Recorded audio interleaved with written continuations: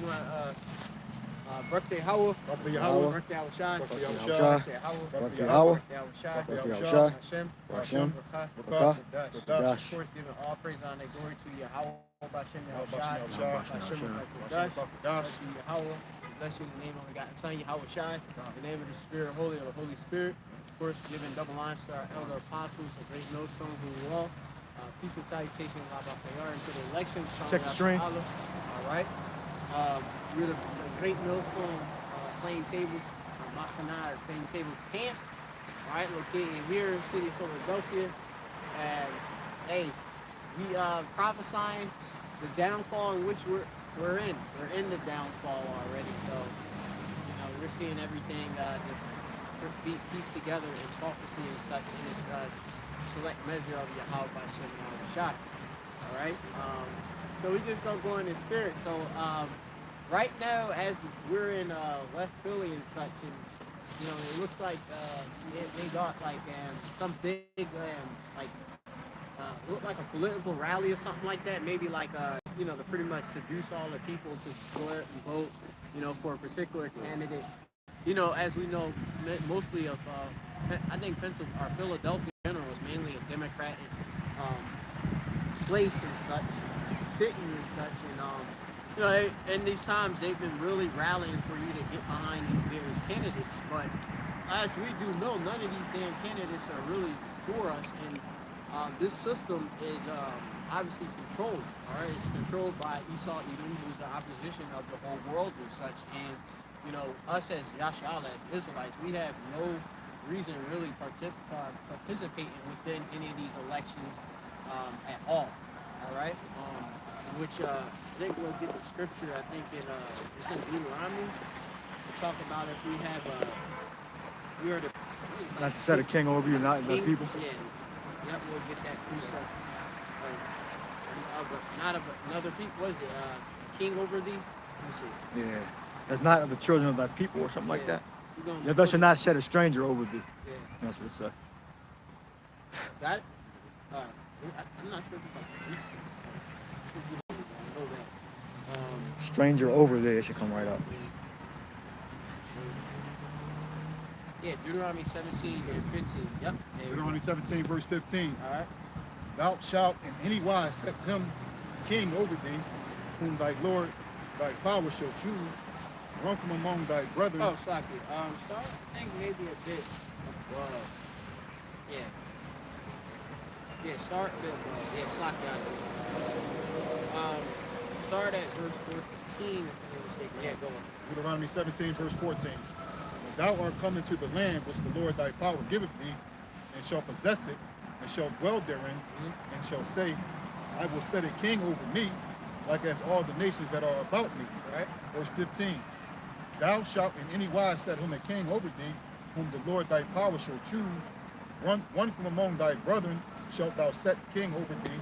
Thou mayest not set a stranger over thee, which is not thy brother. Right. Now, of course, the Lord Yahweh shall set a king that's over us, that's one he chooses or selects. All right? And you have King David, all right? Which ultimately is the head of the church as Malak Dawadah, King David or Peter, all right? Same spirit, okay? Also was Moses, right? You have it that he has to be of among our brethren or among our nation, being of the 12 tribes in here, 12 tribes of Israel, okay? Being, of course, starting with Judah, Yehuda, you know, Levi, you know, of course, Banyamyan, all right, so-called Negroes, West Indians, and Haitians. And, you, of course, you got different of the northern tribes and such. Of course, Simeon, going down all the way down to Issachar, so-called Dominicans. You know, of course, you got Zebulun, you know, Ephraim, so-called Puerto Ricans, Manasseh, Cubans, Gad, and such. They got to be an Israelite if it's going to be our brethren. All right, and today's modern-day kings and princes, they're and mayors and dignitaries. These are the nobles and such. These are all these people that are set up in these political offices and such. All right, you know, but as we do know, like I say, they as we gonna just get it, get Job 9 and 24 real quick, because hey, the earth right now, as the scriptures gonna break down, is in a particular control of a particular people.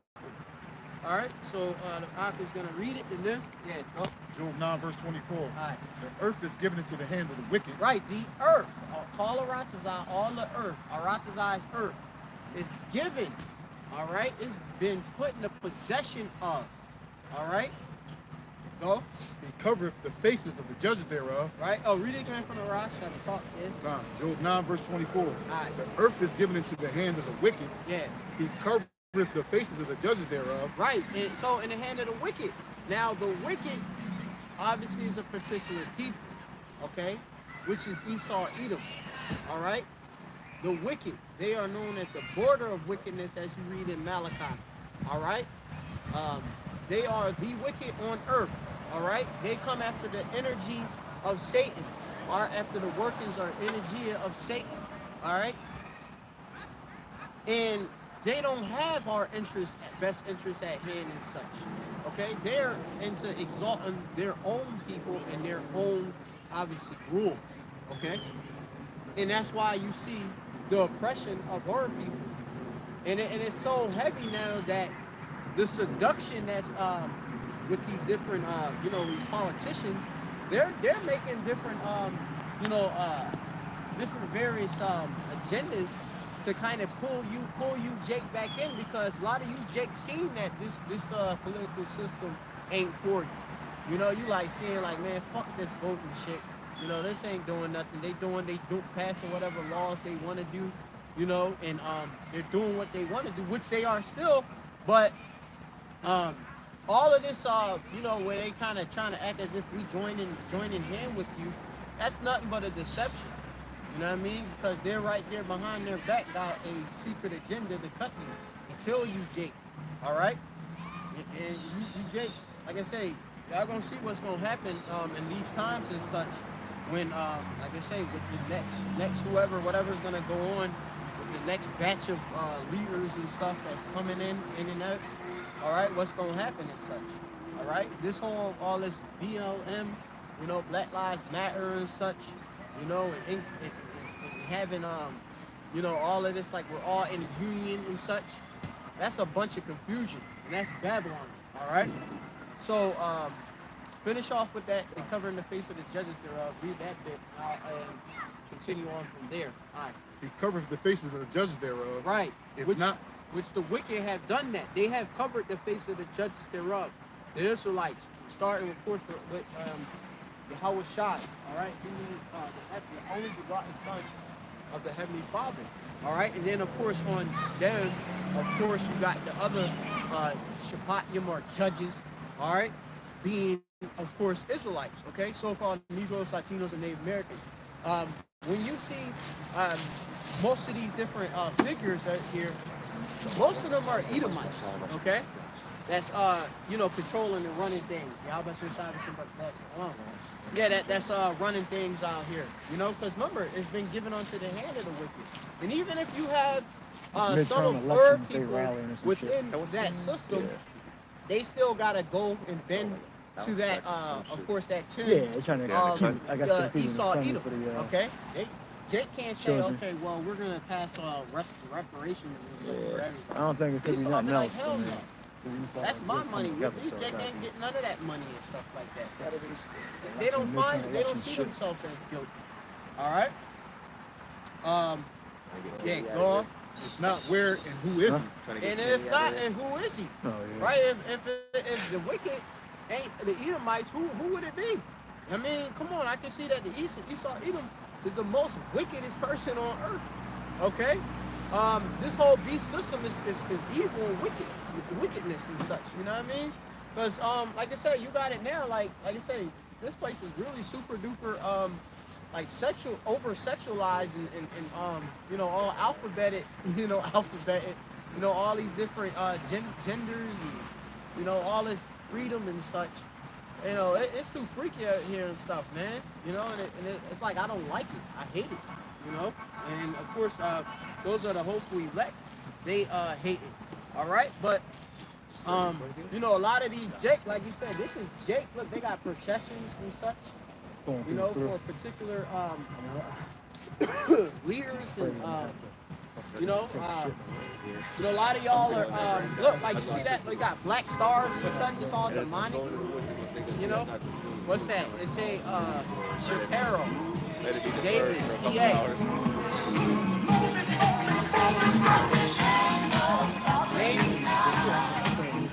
See that other dude, Fetterman, and all of that. And there's big money in, of course, politics. There's loads of money in politics and such. And you're going to Rome, you know, the amount of budgets that these various leaders would get, it was a lot, you know. It used to pay off to be a politician and stuff like that. All right? So, you got a precept, go ahead. Micah 2 verse 10. Arise, yea, and depart.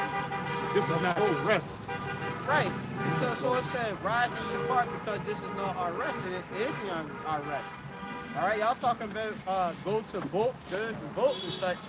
Vote never gave me any type of relief at all. I still gotta go and clock in. This I gotta go and clock in and bust their irons and stuff. And them so-called leaders and such, then they looking at what we're really doing and stuff like that. You know, I know, like, of course, you having certain jobs and stuff when another batch of leader, like say like you got a mayor that come in office. A lot of times he'll come and make, hey, if it ain't part of the budget, he'll slash a certain program and such. You know, but that's up Yakalba Page if you want to slash that program or slash that budget or may not want me to work. You know what I mean? All that prosperity and stuff, that all comes from the Lord. All right? But continue on. Because it is polluted. Right, it is polluted. All right, it's polluted. Keep going. It shall surely destroy you. It shall destroy you, even with a sword destruction. And it will destroy you. It will destruction with a sure destruction. Look, many of these people are sitting there looking like, damn, man, I voted. And look, still, look, Joe White is messing up everything. The economy is going to shake. And meanwhile, this man is sit there and still lie to you. All right, it's still lie to you. Now, I want you to go to the Revelation, the 13th chapter. All right, go to the book of Revelation, the 13th chapter. No, the true leaders of the flock of Yasha is going to be, of course, the Bayat-Dawadat, you know, the house of David and such. The 12 apostles. All right, starting with Peter. You know, that's going to be the whole Mashara or the government. That's the true government. All right, this is right here. This Zai Mashal, this Mashal, Mashai. All right, you know, you got people dressed up just to go, you know, to go eat some type of abominable hot dog that they done got. You know, eating the bread and circus. All right, with the confusion. You know, meanwhile, they don't even know who they are. They do. Many of they people know what they is, but they refuse to actually follow Yakalba Page, which we don't get into it. But go to that Revelation 13 and they talk a bit around you got to give yourself enough time for those herbs to get into your system before you take the other ones. That's all. Yep, there you go. 13 verse 11. Right. Revelation 13:11. Right. Go ahead. And I beheld another beast coming up out of the earth. Right. So this is John the Revelator, and he beheld it. He's seen it. Okay. He's seen it. He's seen the prophecy. He's seen what we're seeing the new. All right. Go ahead. And he had 2 horns like a lamb, and he spake as a dragon. And he had 2. What is that? Read again. And he had 2 horns like a lamb, and he spake as a dragon. Right, and the 2 horns represent these 2 different, the 2 major political parties being, of course, what? The Colombians and patricians. And you got today in the modern day, which is a Democrat, and your Republicans and such, in which John seen this beast system. He's seeing what we're seeing right now. He's seeing, of course, the confusion. You got like where it's like you got many of the people what they're more like the best rule stock. You know, they born into it. You know, and then they got it where they want to have it like, well, you can get into it. You don't have to be related. You know, we have to go into the old ancient like you could go pull up the difference between the plebeians and the patricians. real quick, and we'll go into like kind of like and like the of today of how basically because it's only this political system is nothing but back of what ancient Rome system was. It's in the same image, all right? So brother, we gonna just get into it. Like I said, we going in the spirit right now. All right. The definition for patrician. All right, patrician. All right. Wikipedia. All right. The patricians were originally a group of ruling class families in ancient Rome. Right. Right. Ruling class families. Right. So like I was saying, like you got it where it's just passing down from family to family and stuff like that, and they already born into it. Are in it. All right. Go ahead. The distinction was highly significant in Rome, in the Roman Kingdom, in the early Republic, but its relevance waned after the conflict of the orders. Okay. By the time of the late Republic and Empire, membership in the patricians highly significant. Yeah. Read that last bit of line.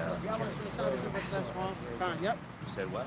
The distinction was highly significant in the Roman Kingdom in the early Republic, but its relevance waned after the conflict of orders of 494 BC to 287 BC. By the time of the late Republic and Empire, membership in the patriciate was of only nominal significance. Right. Now, you can go to Cubans. Okay. We need to get into the differences. Differences between the Plebeians and the school, whatever, like the patrician, like maybe like a blow up like an easy like little rat like thing. All right, go ahead. Wikipedia plebeians. In ancient Rome, the plebeians, also called the plebs, were the general body of the free Roman citizens who were not patricians as determined by the census, or in other words, commoners. Both classes were hereditary. Right. Yeah, like commoners and such, like, you got it like days and such, and this is the plebeians. It'd be like, if I just said, hey, I want to be part of, I want to be ruling, right? Like I'm not from a so-called ruling family and stuff like that. So, you got like some Jake that just, all right, I'm gonna run for office, like Kanye West. He'll be like a plebeian. All right, in this type of case and such. All right, which is a commoner. The commoners would be like the Democrats. Yeah. Which means like the normal working class citizens, like the Democrats. Patricians would be like the Republicans. They come from like really rich families. Yeah, and it's like, obviously in British politics, your House of Commons and such, you got like you have your conservatives, and then you got the what is it? Damn, I fucking had it. But that's what I'm saying. It's like you got like the Labor Party, and then you got the conservatives and such, right? But the patricians would be the upper class. People such as wealthy landowners, right, would be in the patrician group, right? And like you look at many different politicians and such that are so-called Republicans, they got mad, of course, wealth. They're linked in with all of these different major companies and such. You got, I don't know if you know right now, they got like a big, it's like Vulcan, right? Yeah, I was out getting he's gotten better over the years, but this lady said, he'll still this black woman's like, hello, and I'm like, hey, and she's like, can you please come out and vote? And she hands me this flyer. I'm like, yeah, sure. She said, yeah, please, just come out and vote. I'm like, all right. Yeah, and I walked away. I'm like, I ain't fucking voting. Right. It does your damn mind. Right. Probably not gonna freaking sit over there and freaking crush his hole in his dreams. They ain't fucking worth it. Right. But it's just folly, man. Folly is saying great dignity. Obviously, there's no, real benefit, especially for Israel, for voting. Yep. Yeah, and that's what we've been going into. Like even if that whole voting thing and making this kingdom making this kingdom better can actually happen through quote unquote voting, it still wouldn't be to Israel's benefit, man. It's not to Israel's benefit. No matter what they say they're going to do for Israel, it's not to our benefit.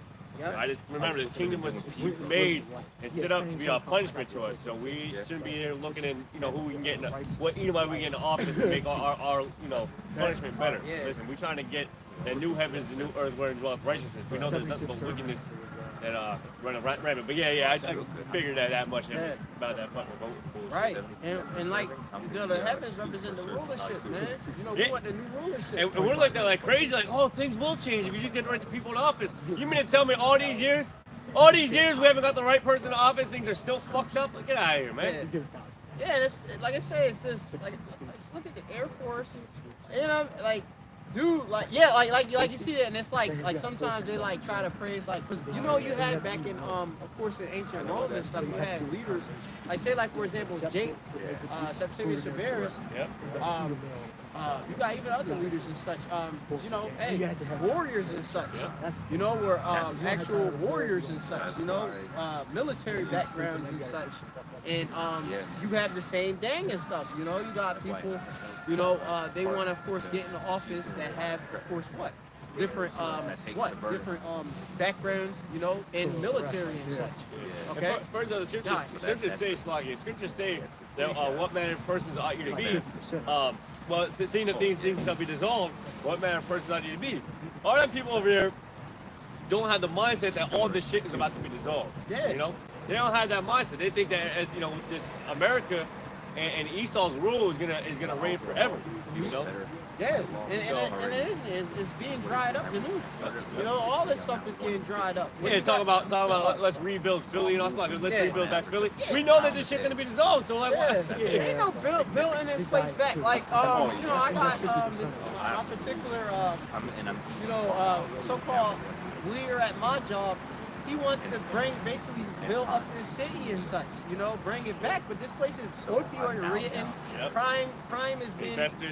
Crime has been placed. Pretty much you made it like it's like a damn near sanctuary city for damn near criminals and such. So-called immigrants.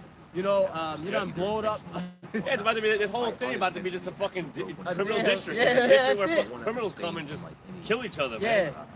And then you got like many different policies. The police and such, they don't want to. There's a lacking of actual recruiting of new candidates that's actually going to be working in the streets and such. You got people. A lot of these cops, they drop their badge and such. You know what I mean? But they got this whole thing with the Krasner guy, Larry Krasner and such. Which is I believe he's the district attorney here in Philadelphia. That's kind of like my and loads of these so-called Republicans are, I'm going to call them as your patricians, upper classes.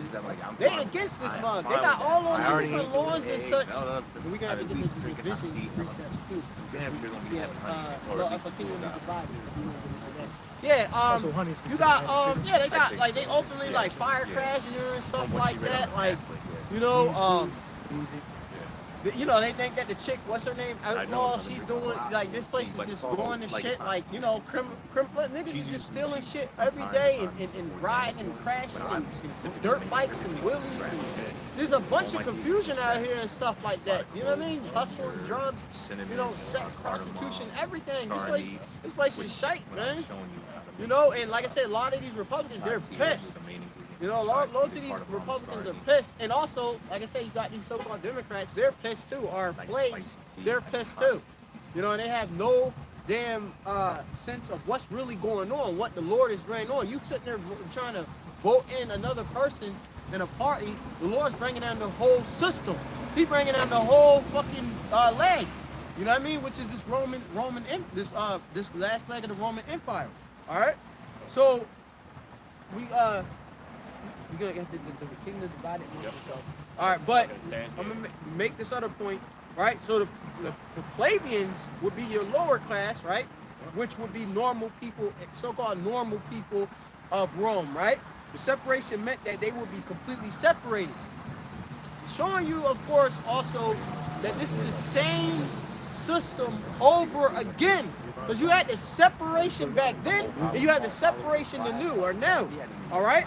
And it said plebeians could only marry people from their social class, which if they plebes, they're of a lower class. They can't get in with the best rule. Just like, do you think is George Bush, his daughter, gonna marry me, a commoner or a peasant?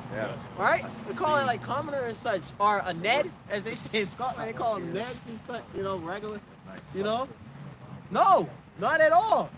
That ain't no way. Okay. It says also, and so forth.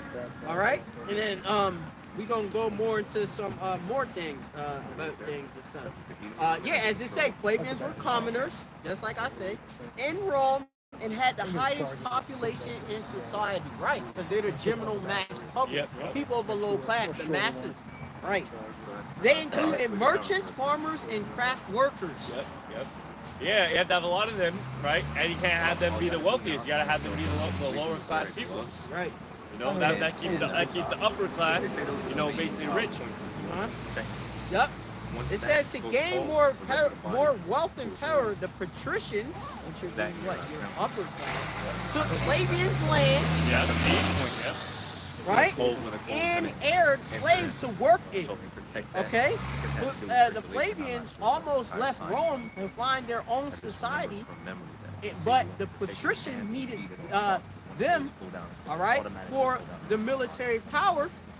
And so they granted plebeians the right to participate in politics and elect their own officials. Oh, see, yeah, the whole game, man, the Hog and Pony show. They knew that there was going to be an exodus of the people that, like, that's who gives them the power, right? Having all them plebs, or what is it? Yeah, plebs like that. Yeah, it's the slang term, plebs. Yeah. But like that, then they knew, like, okay, well, let's give them something that, you know, they can be a part of, and it seem like they're a part of something. Yeah. Like, that way they can keep them further in slavery. Right, which that's what like these people are doing. Let's make it seem like they could just elect their own people. Yeah.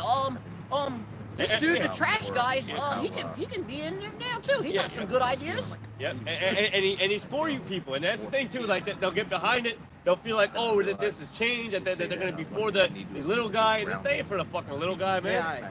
Yeah, they're for the rich. Look, they said that the patricians were taking the plebs' land and shit.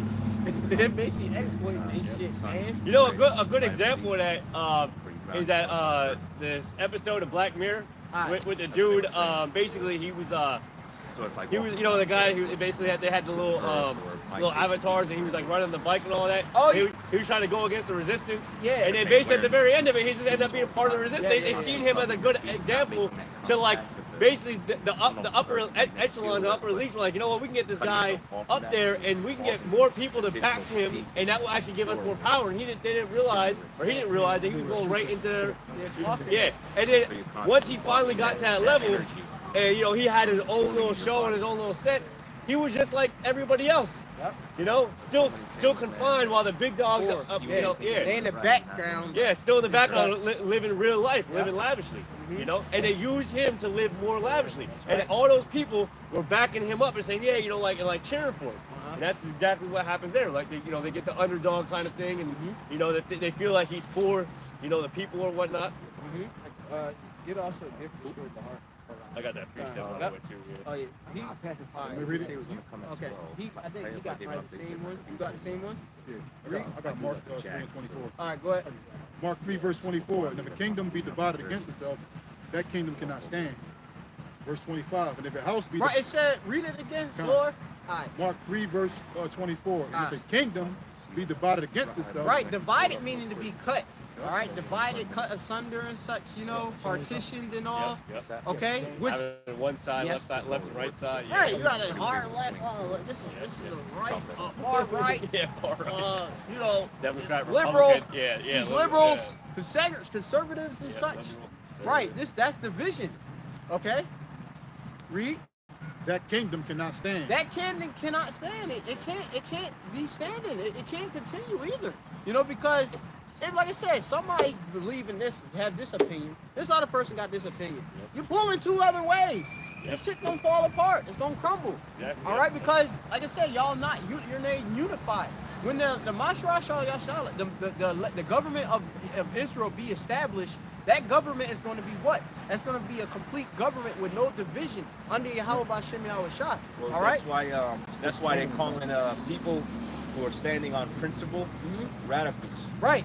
Because that word radical, Going back to the source. yeah, the word radical, literally the etymology for that word radical means the root of something. Right. See, when you're rooted and grounded and established in something, you're unmoved. Yeah.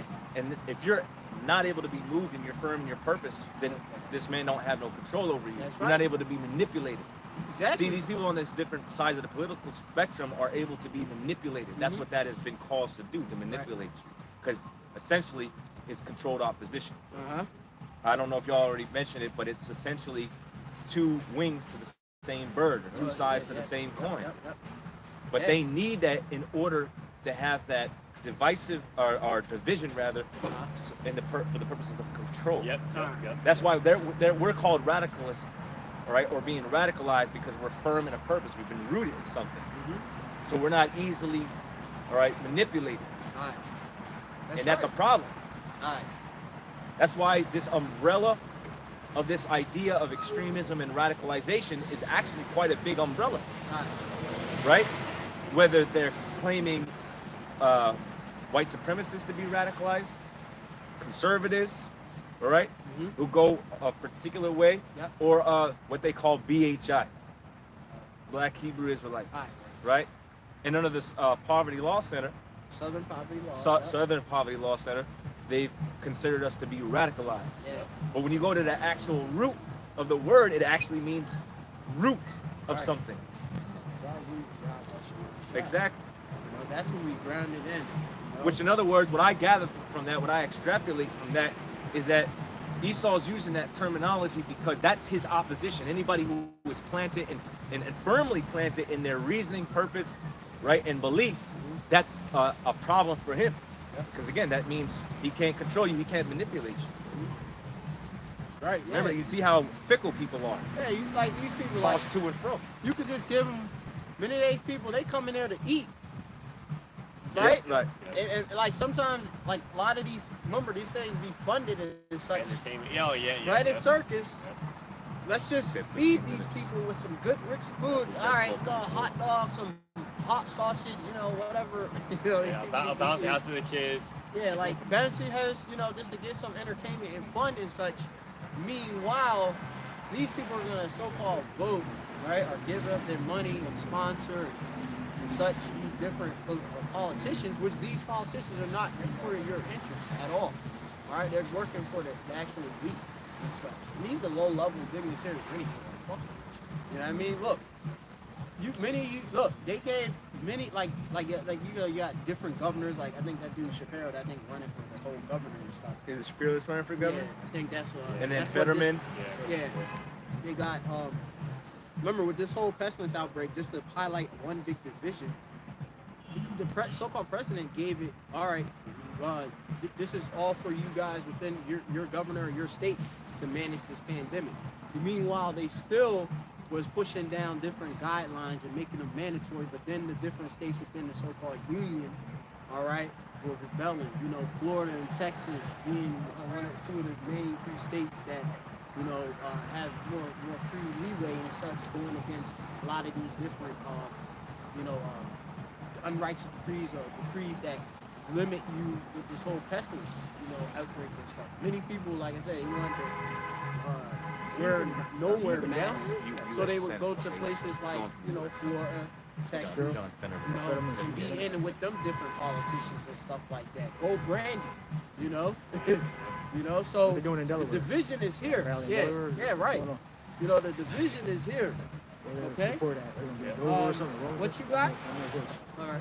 Verse 25, and if your house be divided against itself, that house cannot stand. Right, and Esau has his kindred, they can't stand at all. All right, and the 2/3 they can't stand with us right now either. You know, they are gonna die the death of the uncircumcised at this time.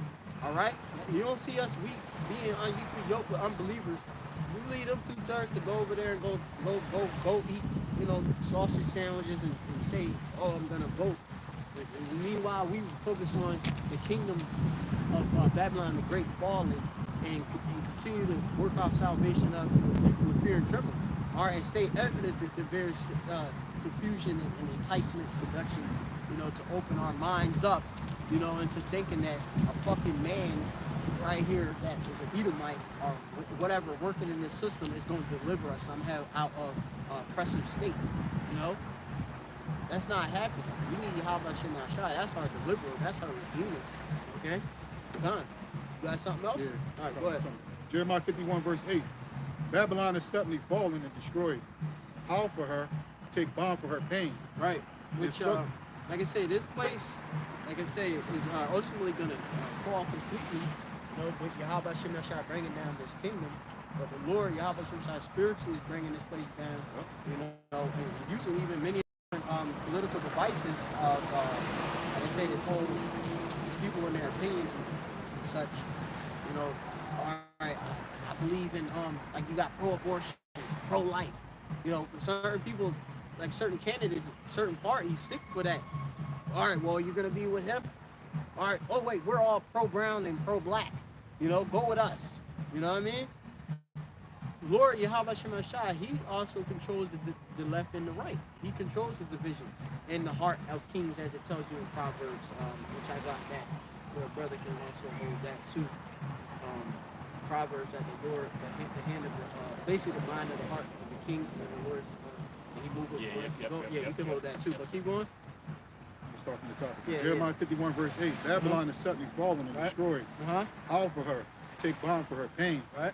If so be, she may be healed. Right. Keep going. Verse 9. We would have healed Babylon, but she is not healed. Right, and Babylon ain't healed as such. It's not. There's no. The economy is not coming back and bouncing back. You know, as we see, we already told you, it's not going to be a V-shaped recovery. The jobs are not coming back. The jobs that they're inventing, they're shite jobs, low wage. You know, and many people just don't even want to deal with these jobs anymore. You know what I mean? Like, they don't want to deal with the boss. They don't want to be oppressed. The scriptures tell you how truly oppressing make a wise man mad. You know? Inflation's super high. Yeah, inflation housing expensive. Food's expensive. Yeah, everything is like garbage. And like I said, your leaders were saying, inflation's you're Joe Biden, you're the Democrat, was saying, this is only transitory. Inflation's transitory, man. How did anybody's fucking he gave a speech the other day saying how the economy's the best it's ever been. Yeah, it's the strongest ever. But what president doesn't say that? Right. Fucking idiots, man. You look at the numbers, look at the truth. But like I said, many But remember, the metrics that they use are very skewed. Mm-hmm. In terms of how they, measure those different so-called advancements. And there's a lot of things that they leave out when engaging those things. A lot of things. Like, we already know about the unemployment example. Man. Right, he's saying it's the lowest it's ever been as opposed to his predecessor. And how many more new jobs that they've created. A lot of times when they say that, they don't tell you that a lot of the jobs created were temporary or they were for a particular sector. Yeah. So it's not really like it's benefiting. Right. And they fail to talk about history either. About, Kanye was saying part of it about the so-called the little hat, that the reason how our neighborhoods were formed was because of segregation. The reason why you have a hood, the reason why you have a West Philly and a North Philly is because Esau would not rent or give mortgages to say use black people for instance. Example, in certain neighborhoods, that's how you had they put everybody together. They'll put the blacks over here, and they'll put the Caucasians on another side of the city. This is like city politics now, and that was all because of the little hat, the Khazar. All right, because he owns the banks, so he tells you he's the handler pretty much. He's there with the briefcase, got the hook nose and the beard, but you'll never see him. He'll have a front man. He'll have a regular Edomite at the bank denying you can't live in his neighborhood. They'll never mention that, and that's a historical fact. All right, that you always have the little hat, the Khazar, Caucasian Edomite, Amalek. You'll have him behind the scenes controlling every damn thing. Whenever you have a so-called, you have a black person or a Latino, there's always the Khazar right in the background, navigating him where he going to live, where he going to eat, you know, whatever what type of contract he going to sign. Esau is behind that. Specifically Amalek, the little hat. A good point to that too is that the apartment complexes, the strategic apartment complexes they built, that's all ran and funded by Amalek. Right. Yeah. All them damn apartment Housing. complexes. Yeah. And that's why people are up in. There's a reason for that, man. They're making a killing off of that. Yeah, you be saying, I be like. And it's a segregate. It's a segregate Yeah. Judah from Esau because they don't want him. Basically, that's the way to hit, so he can oppress Jake. So if you're around a bunch of negative demonic shit, you'll be more likely to acquiesce to that same shit. Only a certain few knowledgeful brothers are going to like, okay, I gotta get the fuck up out of here, or I can't be focused on all the negative stuff, and I gotta move to either physically and or mentally or both. All right, out of the hood mentality, because Esau know that we under the curses, and he uses those systems to oppress our people. All right? And they're never going to talk about the segregation. All right? Yeah. And what's just to say is that why all our Israel in prison houses and all that, well, they're talking about the mind. It's not physically talking about the actual prison. It's talking about your mind being trapped into repeating mistakes generationally over and over and over and over and over and over again. Because you got, not that we're going to be here forever, you know, because we're not. You got Jakes that's still looking at like having good credit as like being like wasting, boring. Most Jakes still think that having good credit is like it's not sexy, it's not boring. So why even get into it? You know, why even try to obtain it? Well, first of all, it's hard work, so the Lord put you under the curses, so now you fucking lazy. All right, and that's a major curse. Get Deuteronomy 28 chapter. That's one of the major curses we got. I would say that's the main curse, that Israel is fucking lazy as shit, so they never want to improve their situation. You know, and that's a curse. And the curse is that the majority of Israel is going to be like that until the Lord destroys their ass. And that's fine. I accept that. I ain't telling you Israelites that are not of the elect, they get out of that mindset, because you ain't nothing. You can't get out of that mindset. You fucked. You mind fucked forever until the Lord destroys you and you're reborn in the kingdom. But you have a select few, all right, the elect, the choice people that are going to come out of that mindset and fucking leave. Okay, you don't belong around these fucking people. You have no obligation to be around and support these lazy pieces of shit people. Just because you're melanated, don't mean you got to be around these fucking people. Yeah, no, I wanted to back you up on some of the points that were being made, because that's in scripture. This is Zechariah chapter 1 verse 15. It says, "And I am very sore displeased with the heathen that are at ease. For I was but a little displeased, and they helped forward the affliction." Yeah, the housing thing. Yeah, they created the hood, so to speak. They pretty much degenerate Israelites right next to Israelites that just wanted to work, you know, and make a living for themselves, you know, and vote and shit, you know, and all that. They put them together, and that just fucking destroyed everybody. Instead of allowing Israelites that could afford, say, a better situation, like to kind of move into different areas, just to have a little better opportunity. They forced you to be in the same neighborhood. Now you got knowledge now, so you kind of got no excuse. But you got the curses that's still making Israel fuck up, and that's fine. I accept it. You do continue doing what you're doing, because the Lord going to destroy both of you. The ones that still in the hood fucking up, and the ones that got out of the hood successful. The Lord going to destroy all of you. All right, because y'all all still eating the same sacrifice. Because the Lord said He going to destroy you if you eat that same sacrifice. All right? Right, you might have changed your financial situation, but you have yet to change your mental state of mind, because everything's got to be founded on Yahweh B'Shem Yahushai, not on an improved credit economic score, status. Right, not on economic status, social status. Yeah, social. Yeah. Right. Yeah, every nigga broke, but they walk around the hood with Gucci belts and True Religion jeans and whatever shit they wearing. Milano, what else they wearing? Louis Vuitton, but they broke as shit YSL bags. in the hood with fucking a scat pack. Well, I started a scat pack in the car. Like, I'm not into American muscle cars no more. I used to be when I was young. I'm not into the American muscle no more. But yeah, back then that used to be real big, you know, with the You look like you see. Camaros, IROC Z's and all that shit. 85 Camaro.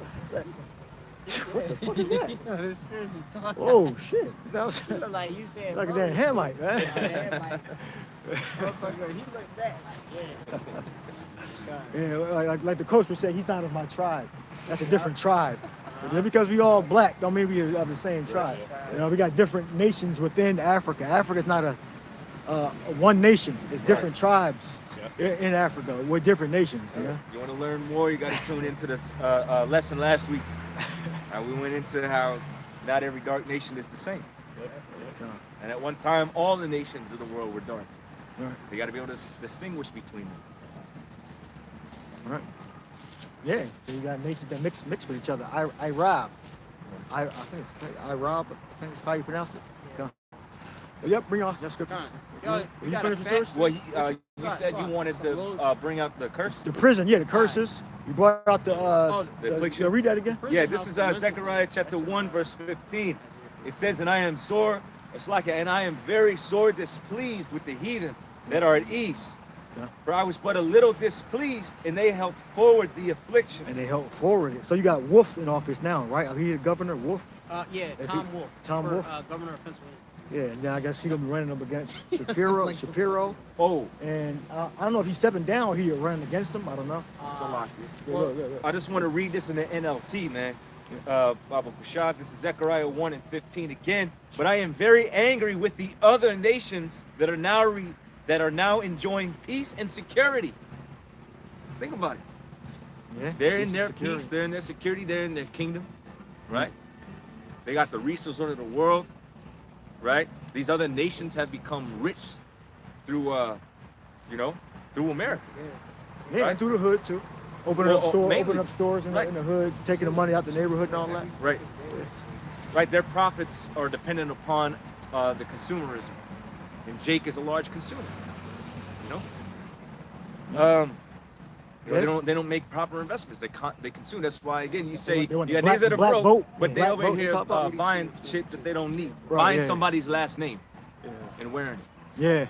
Yeah, that's why I'm against all that name brand shit.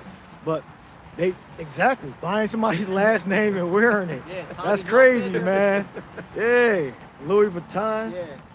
Bill Figure. Some of them might be Israelites though. Right. Like Yeah. what's the gay dude? Think of some more. Mark, Issachar-He, he Mark he Echo. might be an Israelite. Mark Sodomite or Echo. whatever. But anyway, yeah, how about that? Right.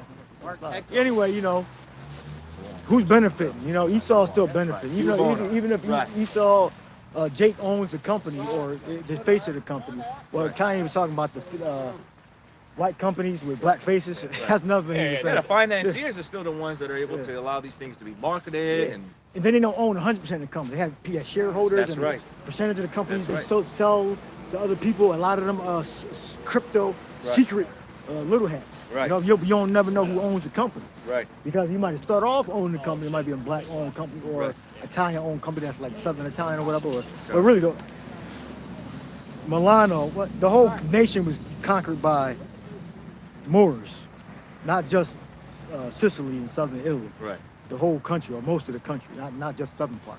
So you're going to look, depending on how strong your genes are, you're going to determine what your child looks like. Because you can come out very dark or you can come out very light. Right. All right? You got Blake Griffin as an example. Drake is an example. A lot of people Right. think he is depending on your age too. Sometimes when you age, if your face starts to change or whatever. His dad is dark-skinned Right. black man, Right. and his mother is a fair-skinned so-called Jew, little hat. Right. Right? But you can look at him and tell he looked like just like a regular light-skinned black dude. Right. That's what he kind of look like.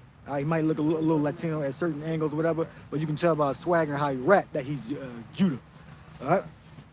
Now, you're gonna have another someone that's very dark-skinned, let's say black man or Haitian or the Southern Kingdom.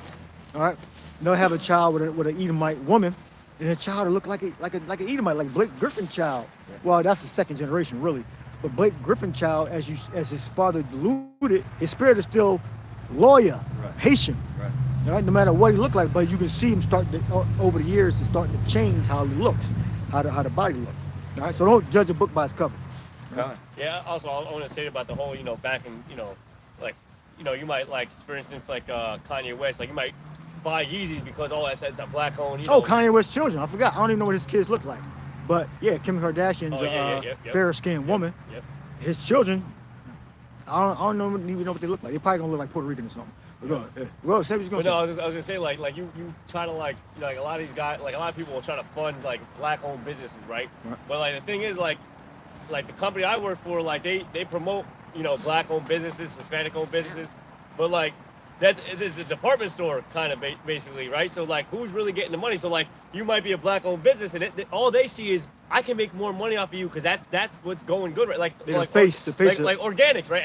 Everything's organic, so there's a whole market on organic. Whether or not it's organic or not, it doesn't even matter. They just know it's a market, so all they gotta do is slap on a white organic company with on a it, black face, raise it fucking $2, and now they can make more profit. Same thing with these black-owned companies. These large corporations can see I can make money out of just saying I have a black-owned company. I'm partnering. I'm gonna have a partnership with a black. And it's just another way to fucking make money. Marketing. Opportunistic. Opportunities. Yep. Just to And that's what basically Kanye was saying about the whole BLM movement. That whole movement was an opportunistic movement to make money. Yep. Right. And a great rally political opinion around a certain spirit or whatever. Yeah. Right. Absolutely. And they wanted the way Esau gets his power is you got to believe in him. Yeah. You know, there's a movie about that. You got to keep believing. Oh, it's gods. Like if you stop worshiping the Greek gods, they'll lose their power. That was in a couple of movies or whatever. It might have been Clash of Titans and shit. Yeah. So Esau needs to be worshipped to have his power. Right. Well, despite what people believe, everything is dependent on a belief of something. Right. Yeah, exactly. You believe where you're going to get paid or whatever. Believe they're going to have the sneakers you got at that store. Yeah, you got to believe something for either to continue forward. Exactly. Whether you realize that or not. Right. Everybody has faith. Every person. Even if you're an atheist, you got faith. That's right. Right. You just don't understand those words, so you deny whether it is you believe something or not. Right. But anyways, finishing this precept that says, I was only a little angry with my people, but the nations inflicted harm on them far beyond my intentions. So they overdid it.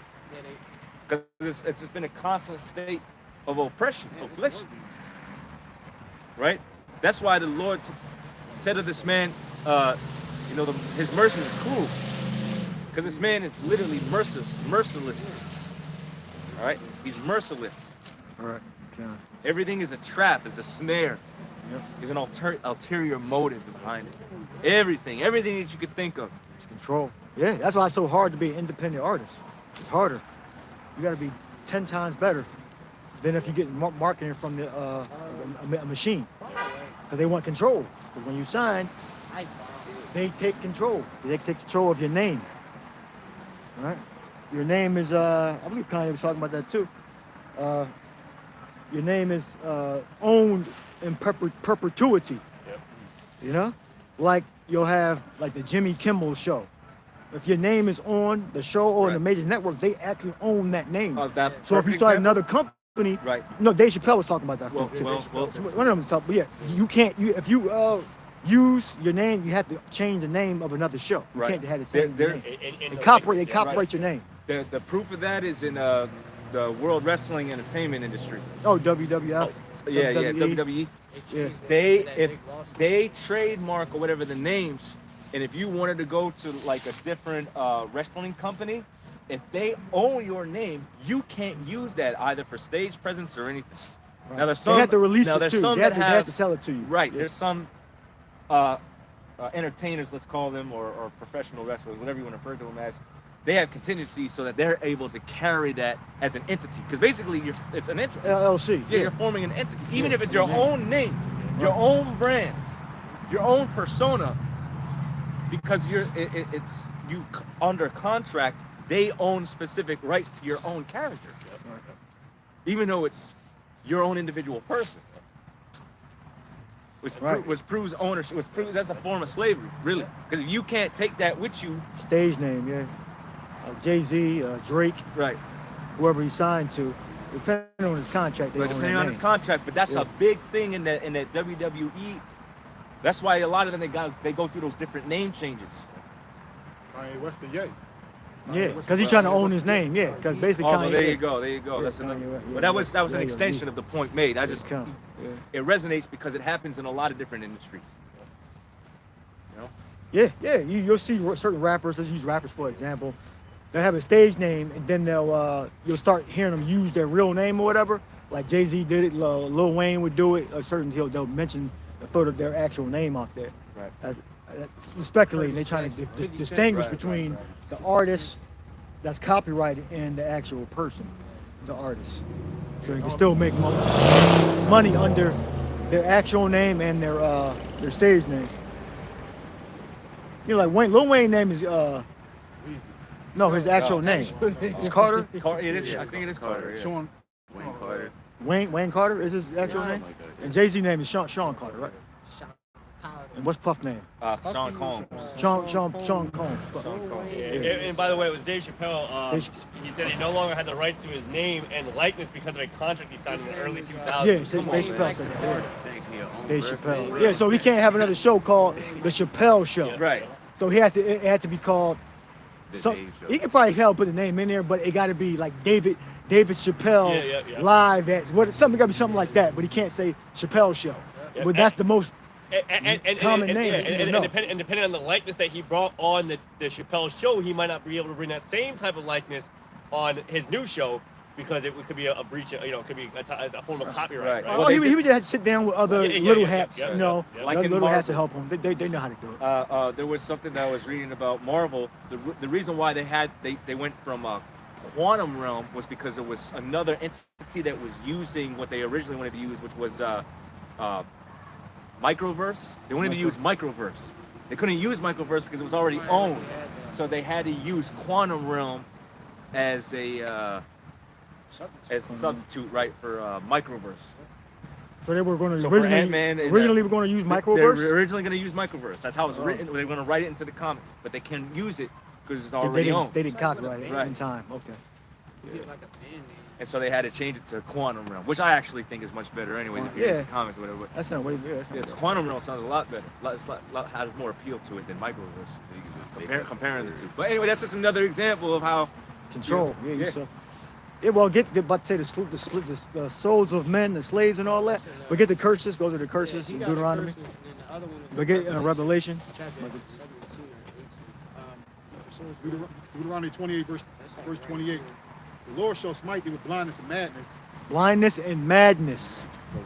So you got Israel. They got some of them that different degrees of being like insane or whatever. You got certain Israelites that can live outside and like wash up outside and be dirty and be cool with that. Like I got a brother like that. He's like an idiot savant, I believe. Like he's highly intelligent, but like when it comes to mathematics and reading and all that, he can spell large words like 16-letter words and multiply large numbers in his head. But he won't shower. He won't take a bath. Right? And he'll live in these odd places. He'll have a really bad diet, and he'll smoke like cigarettes and weed. And it'd be like it doesn't affect him, right? So he's fucking crazy. He's actually fucking insane. And then you have other people that do like hard, like heroin, drugs, and all that. They'll be outside, living outside, with a bunch of bags and shit. Yeah. And then you got people with like psychological, like chemical imbalances in their brain, And then you have other like people that'll like women, they'll go outside like half naked, And then when a man try to talk to them, they'll have the confidence to reject them, but they'll attract men, just to reject them, Right. They'll have sex with multiple partners. That's a mental fucking illness. All right, they'll go amongst. They'll treat people like shit, and then they'll expect to be treated very well by people. That's a mental fucking illness. All right. But what they think is just normal. They think it's just they're being liberated, but they're actually mad. They're actually fucking psychopaths. And the Lord going to have a separation between the Lord's elect and the goats. All right? And when that day come, you're going to have a lot of Israelites running and begging the Israel of God for help, and they ain't gonna get help. All right. So what were those curses again? Deuteronomy 28 verse 28. The Lord shall smite thee with madness and blindness. Madness and blindness. It don't mean you physically blind.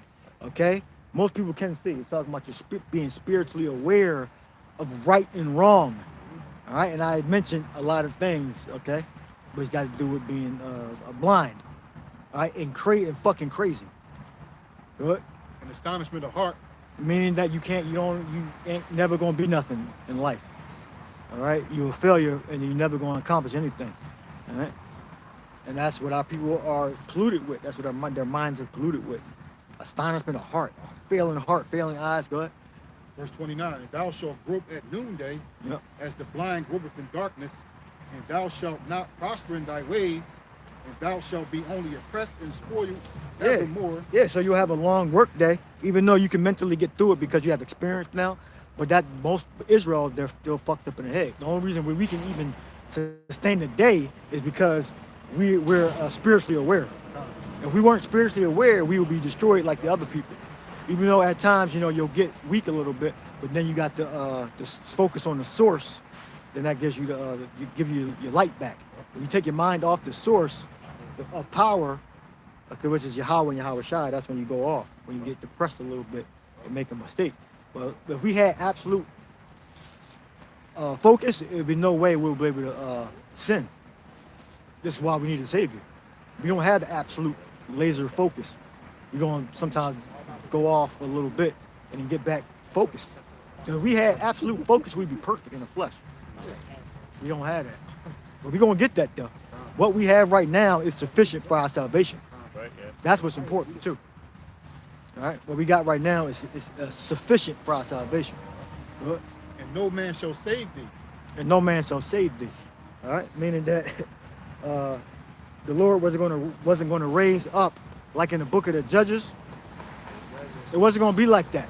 All right, so you fucking assholes don't know how to break the scriptures down right. All right, it's not going to be like the book of the Judges, where you always have Israel went off, and then you would have a savior raise up. They say, no, it's not going to be like that. We ain't going to have no men that's going to save. It's going to be the spirit of Yahweh Shai. He's physically going to come back and snatch us up out from Babylon and from wherever we scattered at. But no man is going to do that. All right. But you got these dumbass scriptural fucking retards that they don't know the scriptures. They don't have the Holy Spirit. All right. They don't have the ability to figure things out. All right, through the power and spirit of the Lord, our elders and apostles figured it out. All right, that's how we can break the scriptures down. That's why we got to answer for everything you say. Yep. And no man shall save thee. Well, go to the book of the Judges. You saw men that was through the spirit of Yahweh Shai, but you had men that were physically saving Israel. All right, it ain't gonna be like that. We're not gonna have no army we're gonna step in when Israel pray to the Lord. Then we're gonna raise up. Elders gonna come with 10,000, 40, 100,000 men, and we're gonna fight the enemy. It ain't gonna be like that. No man, read that again. No man shall save you. Say something? No. Deuteronomy 28 verse 30. Thou shalt, 28 verse 29. And thou shalt grope at noonday, as the blind gropeth in darkness, and thou shalt not prosper in thy ways, and thou shalt be only oppressed and spoiled evermore, and no man shall save thee. And no man shall save thee. Yeah, man, it's not gonna be a physical man that's gonna come and mount forces against the enemy. It ain't gonna be like that, like in the book of the Judges, or like when David was on earth. David ain't gonna come save us. All right. The only thing that the Lord allowed men to do through His power was give us the knowledge, Prophesy. all right, to save us, to prophesy. Yeah. So, but a physical salvation, no. The Yahweh Shai He's the only one that has the ability to do that. Overall, he gonna set his soldiers. They're going to have a certain amount of power, but we're not getting out of here by the power that the Lord gives us physically. All right, it's going to be by His hand. He's going to physically pull Israel out of the land, wherever we're scattered at. All right, so that's what it means by no man shall save thee. All right, because Yahweh Shai is our Savior. He's going to physically save us. All right? That was it right there. Souls of men, slaves and souls of men. You got that? Slaves and souls of men? Read that. It's the book of Revelation, chapter 18, verse 13. You want to read a bit above? Yeah, of course. Merchandise? It's like Let me start at verse 11. And the merchants of the earth shall weep and mourn over her, for no man buyeth their merchandise anymore. Yeah, that's when America is destroyed. So you can vote for Wolf or Shapiro or whoever else is supposed to be running up against each other. Yep. It's still Babylon, America is still gonna be destroyed. Babylon, like the boy said, Babylon 2.0. Good. The merchandise of gold and silver and precious stones, and of pearls and fine linen, and purple and silk and scarlet and all thine wood, and all manner vessels of ivory and all manner vessels of most precious wood, and of brass and iron and marble, Yeah, that's what Esau has control of, and that's what he trades. All right. and cinnamon and odors and ointments and frankincense and wine and oil. Yeah, it's and fine trade, flour, international trade. All right. Yeah. Go ahead. and wheat and beasts and sheep. You see, people, I just want to make quick comments. People fail to realize the preciousness of these different resources All right. They all have, because yeah. they're too used and prone to being able to go into a store and have access to these things. You know, back then you had to trade. You had to go an extensive amount of travel of places to make these exchanges, right? And to have everything in one centralized place, right? See, people undervalue and appreciate the access to the resources that they have. So it's going to be very impactful when these things are genuinely taken away. I just wanted to make that comment, you know? Yeah. Like, Well, these are real resources, man. The reason why they even They don't exist see, in here like, in most America. people don't see like what it takes to extract these from the earth, the very rigorous process that is involved in obtaining these things. They just see it in the store and they just act like it just gets there overnight. All right. You know? Yeah, and the war machine that America put out, that's the reason why we live good here in America now. If it wasn't for that, the petrodollar and the war machine, Right. America wouldn't exist. We wouldn't be able to have access to the sheep, Right. the frankincense and myrrh and Cinnamon. cinnamon and all that. Right. This wouldn't exist Right. without the war machine Right. and the petrodollar, the reserve dollar being a reserve currency. So all those things that we have access to is because of the war machine and the slaves and souls of men, which you're about to read. Okay. All right, go ahead. Says the merchandise of gold and silver, and verse 13, and cinnamon and odors and ointments and frankincense and wine, and oil and flour, and wheat and beasts, and sheep and horses, and chariots and slaves and souls of men. Yeah, man, you were under contracts. Esau, well, they did a Black Mirror episode on what that was figurative. Esau found a way to trap the soul of the dude in jail or whatever. You know? So Esau can't do that, but figuratively speaking, through contracts, basically he looks at us, we're just workers. Oh, a guy want to be an artist, he want to be in a movie, they're just fucking worker drones. They're just workers. They look at us like workers. They worry about cash flow and control. We're worried about fucking working and shit. Working a job that earn money. They stand outside of the everyday working man. They on above it. They just collecting money and control. But that's gonna be flipped in the kingdom. We gonna be outside. They're gonna be the worker people. They're gonna be working. They're gonna be the drones working around. Oh, I want to work. I want to work here. Oh, this company better. I'm getting more money here. It's got more benefits there. That's how Esau gonna be in the kingdom. All right. The Esau gonna be the worker drone. We gonna be the ones collecting the money. We gonna be the landowners. Got the movie Trading Places with Eddie Murphy and the Edomite, Dan Aykroyd or whatever. The bankers had switched their accounts. The bankers switched their accounts. You saw your Prince of Power there. He had switched their accounts, and he made Dan Aykroyd poor and made Eddie Murphy rich. And that's how it's going to be in the kingdom. All right? Dan Aykroyd, the Edomites, they're going to be begging for bread on the streets, but there ain't going to be no act. Like Eddie Murphy was acting. He act like he ain't had no legs or whatever. He's on like a skateboard or some shit. Had a sign and all that. But Esau, he really going to be like that. He really is not going to be an act.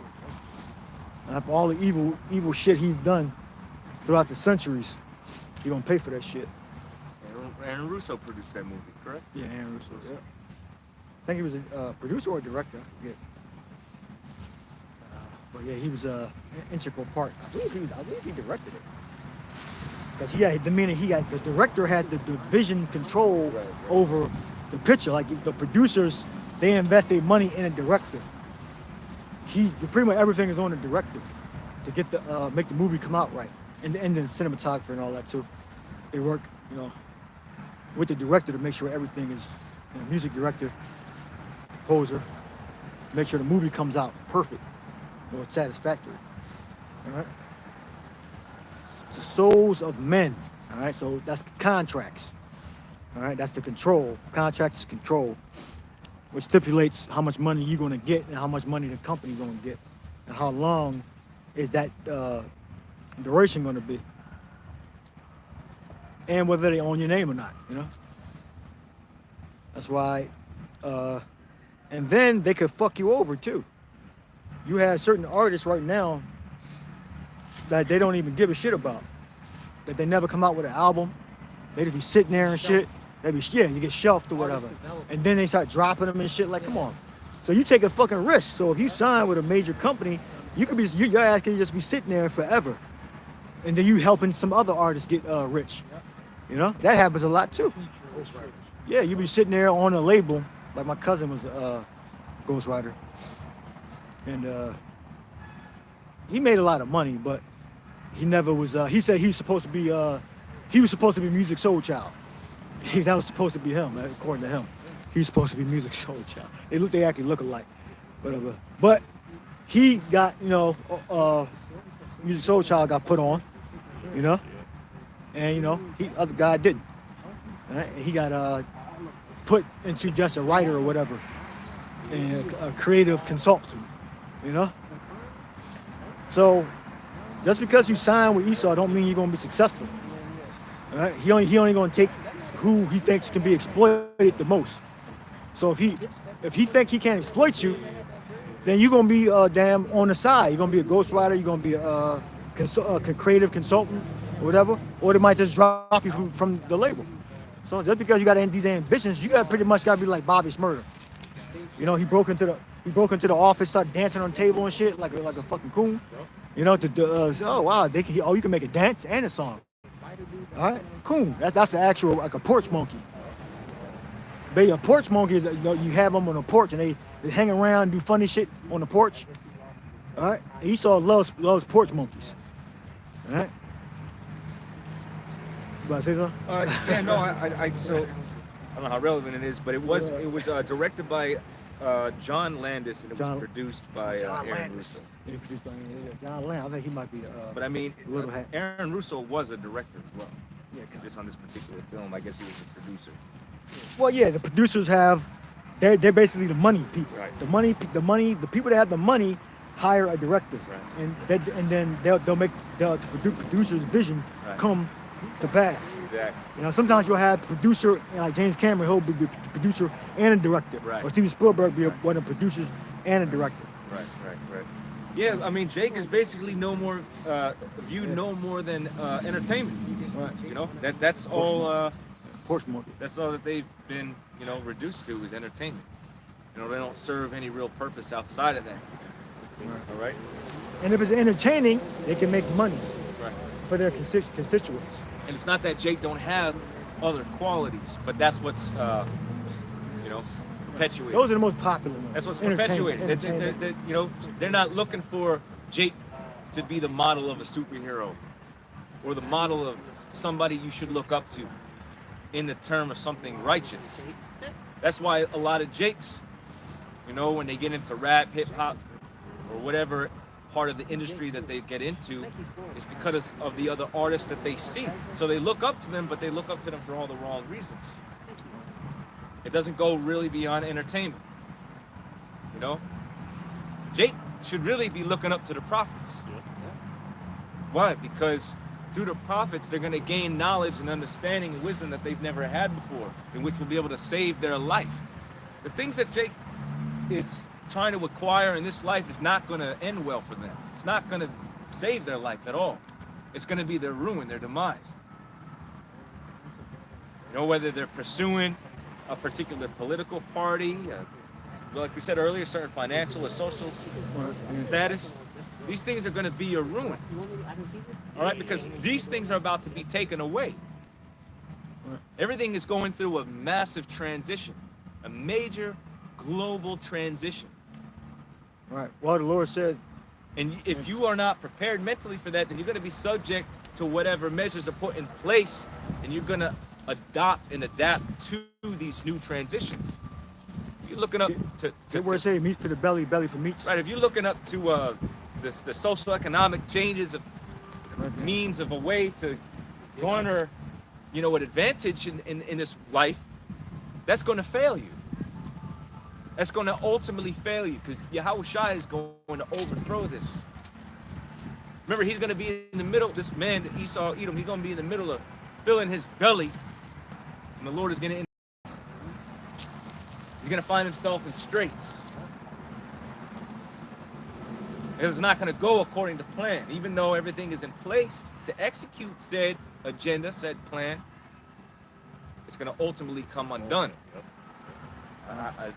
I'll yield. Right. Yeah. Where's that at? I got it. It's 1 Corinthians 6 and 13. 6:13. Talking about meats for belly. All right. Go ahead, read. It's 1 Corinthians 6 and 13. There's meats for the belly. No, read up a little bit. Verse 12. All things are lawful unto me, but all things are not expedient. Yeah, meaning that just because it's lawful don't mean you should do it. Yep. 6 and 13. Yep. Yep. All things are lawful for me, but I will not be brought on under the power of any. What? Yes, because the truth of the matter is we gotta reduce our and minimize our level of attachments. That's the thing. We gotta disengage from this society. We're here to use it, it's not abusing it. So yes, we have need of particular things. Nobody's saying money is the issue here, unless of course you're making it the be all and the totality of a matter. Then it's a problem. If you're pursuing nothing but money for the sake of becoming rich, then yes, it's a problem, because that's not the mind state to be in, knowing that all these things are about to be dissolved with fervent heat, right? That's not the manner of person you ought to be in. So you got to learn to disengage and detach. Learn to work with the bare minimum, the bare necessity of things. So that's why you don't become under the power of any. Because these things can have power or influence over you if you're given over to them. Yeah, your asshole working every overtime and shit. Yeah, where's the time for the Lord? Where's the time for your relationship? That's what's going to save you. Your finance, your assets, and all that's going away. That's storing up treasures here on the earth where moth and rust doth corrupt. The Lord strictly warns us of those things. So you put in certain contingencies to protect yourself from that shit. Because it's easy out here to get trapped up. It's easy to get trapped up out here. Yeah, boss, I'll be working tomorrow. You're not working tomorrow. Your boss in Babylon getting right. rich. You gotta regulate, and institute discipline. Yeah. Okay, when we gotta know when enough is enough. Again, I use right. Yeah, it say labor not to get rich, be rich. Right. And money give itself wings. You know what I mean? Yeah. Right. Yeah, more money you got, the less attached you're going to be to it. You're going to be spread out. You're not going to have control over it. Like, that's another thing, yeah. I don't know if Ye was saying that, but the richer you are, the less you have control over it. So, like the billions of dollars, well, you don't have that natural liquid. But read the scripture. Yep. It's 1 Corinthians, I'm going to start from the top again. 12 and 6 and 12. It says, all things are lawful unto me, but all things are not expedient. All things are lawful for me, but I will not be brought under the power of any. What? Meat for the belly, and the belly for meats. But the Most High shall destroy both it and them. Yeah, both it and them. Man, so if you sit down with at a meal, sacrificing an idol, you're guilty. All right. Well, we don't do that now. Now you would just be in a certain contract, or you'll be in a certain movement, or you just have a certain ideology. All right. But we don't go places and they sacrifice it to Zeus or whatever. We don't do that no more. All right. So you're equating that to other things, other contractual things, other agreements that you have in this world. Right. All right. So read that verse again. Meats for the belly, and the belly for meats. But the Most High shall destroy both it and them. Yeah, both. So the thing you're eating, and you, okay, if you worship that that God or that person or that lifestyle. All right. Because you're making when you eat the food, you're making a union with whatever it was sacrificed to. So you equate that to whatever union you have in this world with other systems. Go ahead. They're giving basically like a homage or respect, reverence for it. You know? Now the body is not for fornication, but for the Lord. The body is not for fornication, but for the Lord. Yeah. So if you eat that meal, all right, if you enter into that contract or that lifestyle, okay. Read that again. Read the verse again. It's like Fornication. With that. The fornication. Yeah. So now the body is not for fornication, but for the Lord, and the Lord for the body. Go ahead. Verse 14, and the power hath both raised up the Lord, and will also raise up us by his own power. All right. So that's our hope. All right. Not in ourselves, but in Yahweh, in Yahweh Shai's promise. All right? That he's going to raise us up. All right? This is why we're confident. This is why we can keep going, because we are focused on the source, all right? His power, on his glory. All right? I think that was it. Might be more, but read one more word. Yeah, verse 14, the power hath both raised up the Lord, and will also raise up us by his own power. That's a good point too, because you know we ain't this group that's trying to freaking assert our own authority, assert our own dominion, especially here in this kingdom. Yeah, what do we think? We don't give a fuck what we think. Yep. We think of what the scriptures say. We're programmed with the scriptures. Yep. That's our programming. We only have two programmings. We got a worldly programming, and then we have a scriptural programming. So we're programmed by what the scriptures say. So that's our idea. Those are what encompasses our thoughts. All right. We're not compassed about with a damn woman. Like the curse is that a woman shall compass a woman. Compass or compass, same word. All right. You can break it down as the woman leading, directing the family, the household. Now it was before the man was leading and directing the household. All right, shielding and protecting. Now you got the women with the benefits, the better jobs. They had the ability to secure men more than the other way around. That's how we lost our respect. All right, and then you got the social media and all that shit too. You got something else? Oh. Continue. Yep. It says, verse 14 again, and the Most High both raised up the Lord, and will also raise up us by his own power. All right, so Yahweh Shai is going to deliver us. All right, not a man. Said no man shall save thee, because Yahweh Shai is what it tells you in the prophets. He shall not meet thee as a man. Paraphrase. That's no man shall save thee. All right, so that's the breakdown. Yahweh Shai is going to deliver us, not like the book of the Judges. The book of the Judges you always had through the power of Yahweh Shai, right? Power of Yahweh. You had saviors that was raised up, other men that literally went to war with the other nations to secure Israel. It's not going to be like that this time. It's going to be Yahweh Shai going to deliver us and protect us through the Spirit. Go ahead. Says, know ye not that your bodies are the members of Hamashiach? Shall I then take the members of Hamashiach and make them members of an harlot? The Most High forbid. Well, yeah, so we're not supposed to be joined unto these different these contracts. All right, certain like law enforcement, you can't be no cop and still come to camp. All right, if you are, you got to transition to get out of that job and find another job. And you might lose your family if you got a wife and children. You got good benefits and all that shit, and discounts on a bunch of stuff, and potential to be a detective or whatever, or be part of a special unit. And you with a woman that she's with you because of that job. Because certain women, they like men in uniform, like Army, Marines, police, law enforcement. Certain women like target men like that. Not all women, but certain women target. Like my aunt was like that. She targeted my uncle or whatever. To be because he was in the Army or whatever. With that uniform comes a certain amount of power,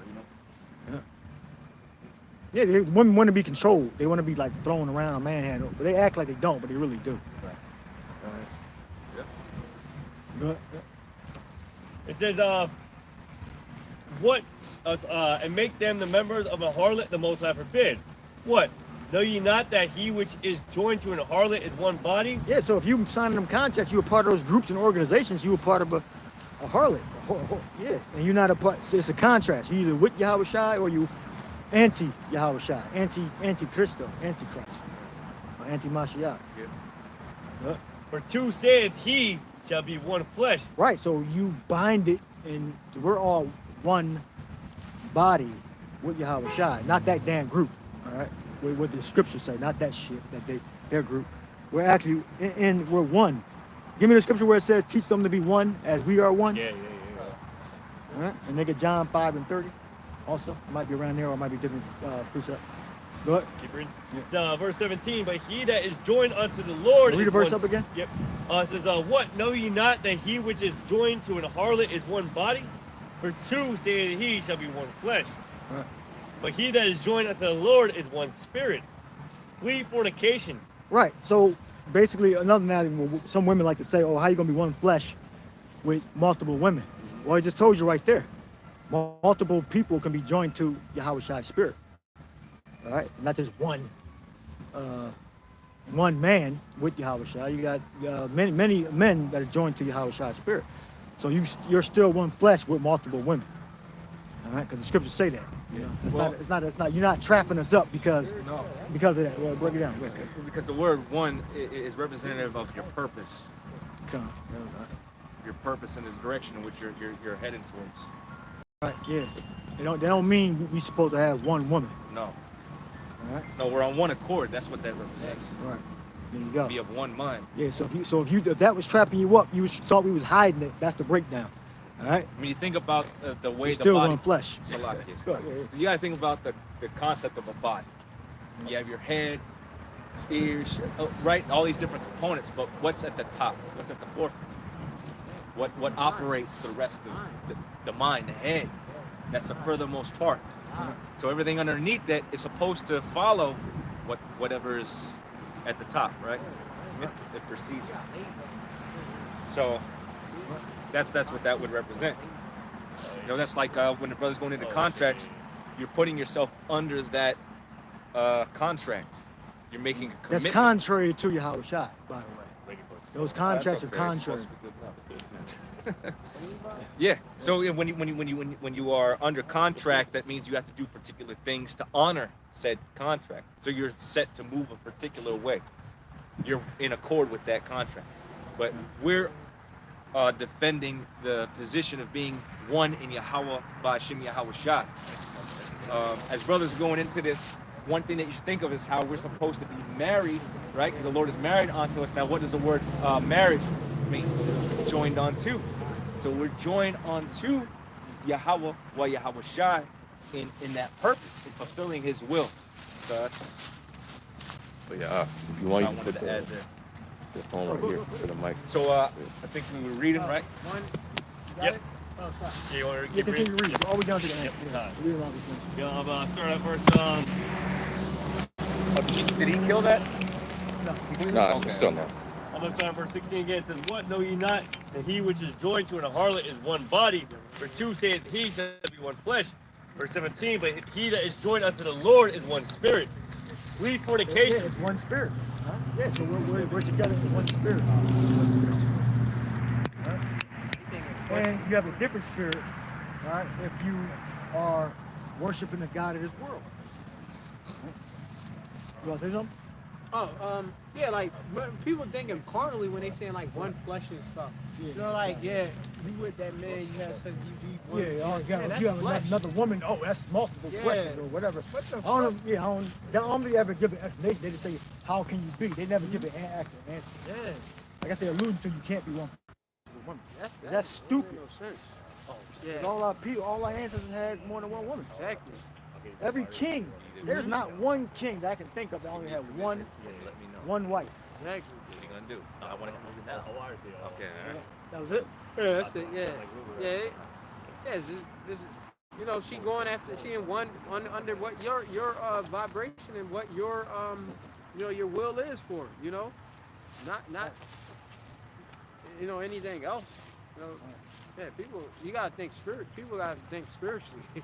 Yeah, that's a crazy. I never even heard Every it. kind That of was changed crazy. gears a little bit. Yeah, One of my videos I did, I mentioned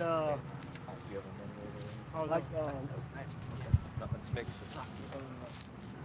the woman is not going to be by herself with fire all around her and angels guarding her like Judas Maccabees. Ain't gonna have that. Now I said that very may well be. However, that angel's gonna deliver you to a husband. All right. I'm gonna send you when you shut the stream, I'm gonna send you my money. You're only gonna get protection from the Israelite man, as it's written, a woman shall be saved in childbearing. We're gonna go into it. What scripture I told you to get? John 17 and 20. All right. So finish reading that down to the end, and then read John 17. It says, but he that is joined unto the Lord is one spirit. Flee fornication. Every sin that a man doeth is without the body. Read that again. It says, but he that is joined unto the Lord is one spirit. Flee fornication. Every sin that a man doeth is without the body. Every sin that a man doeth. Every sin that a man doeth is without the body, because the body of the Yahushua is perfect. You can, man, the camera buff. Yeah, I got it.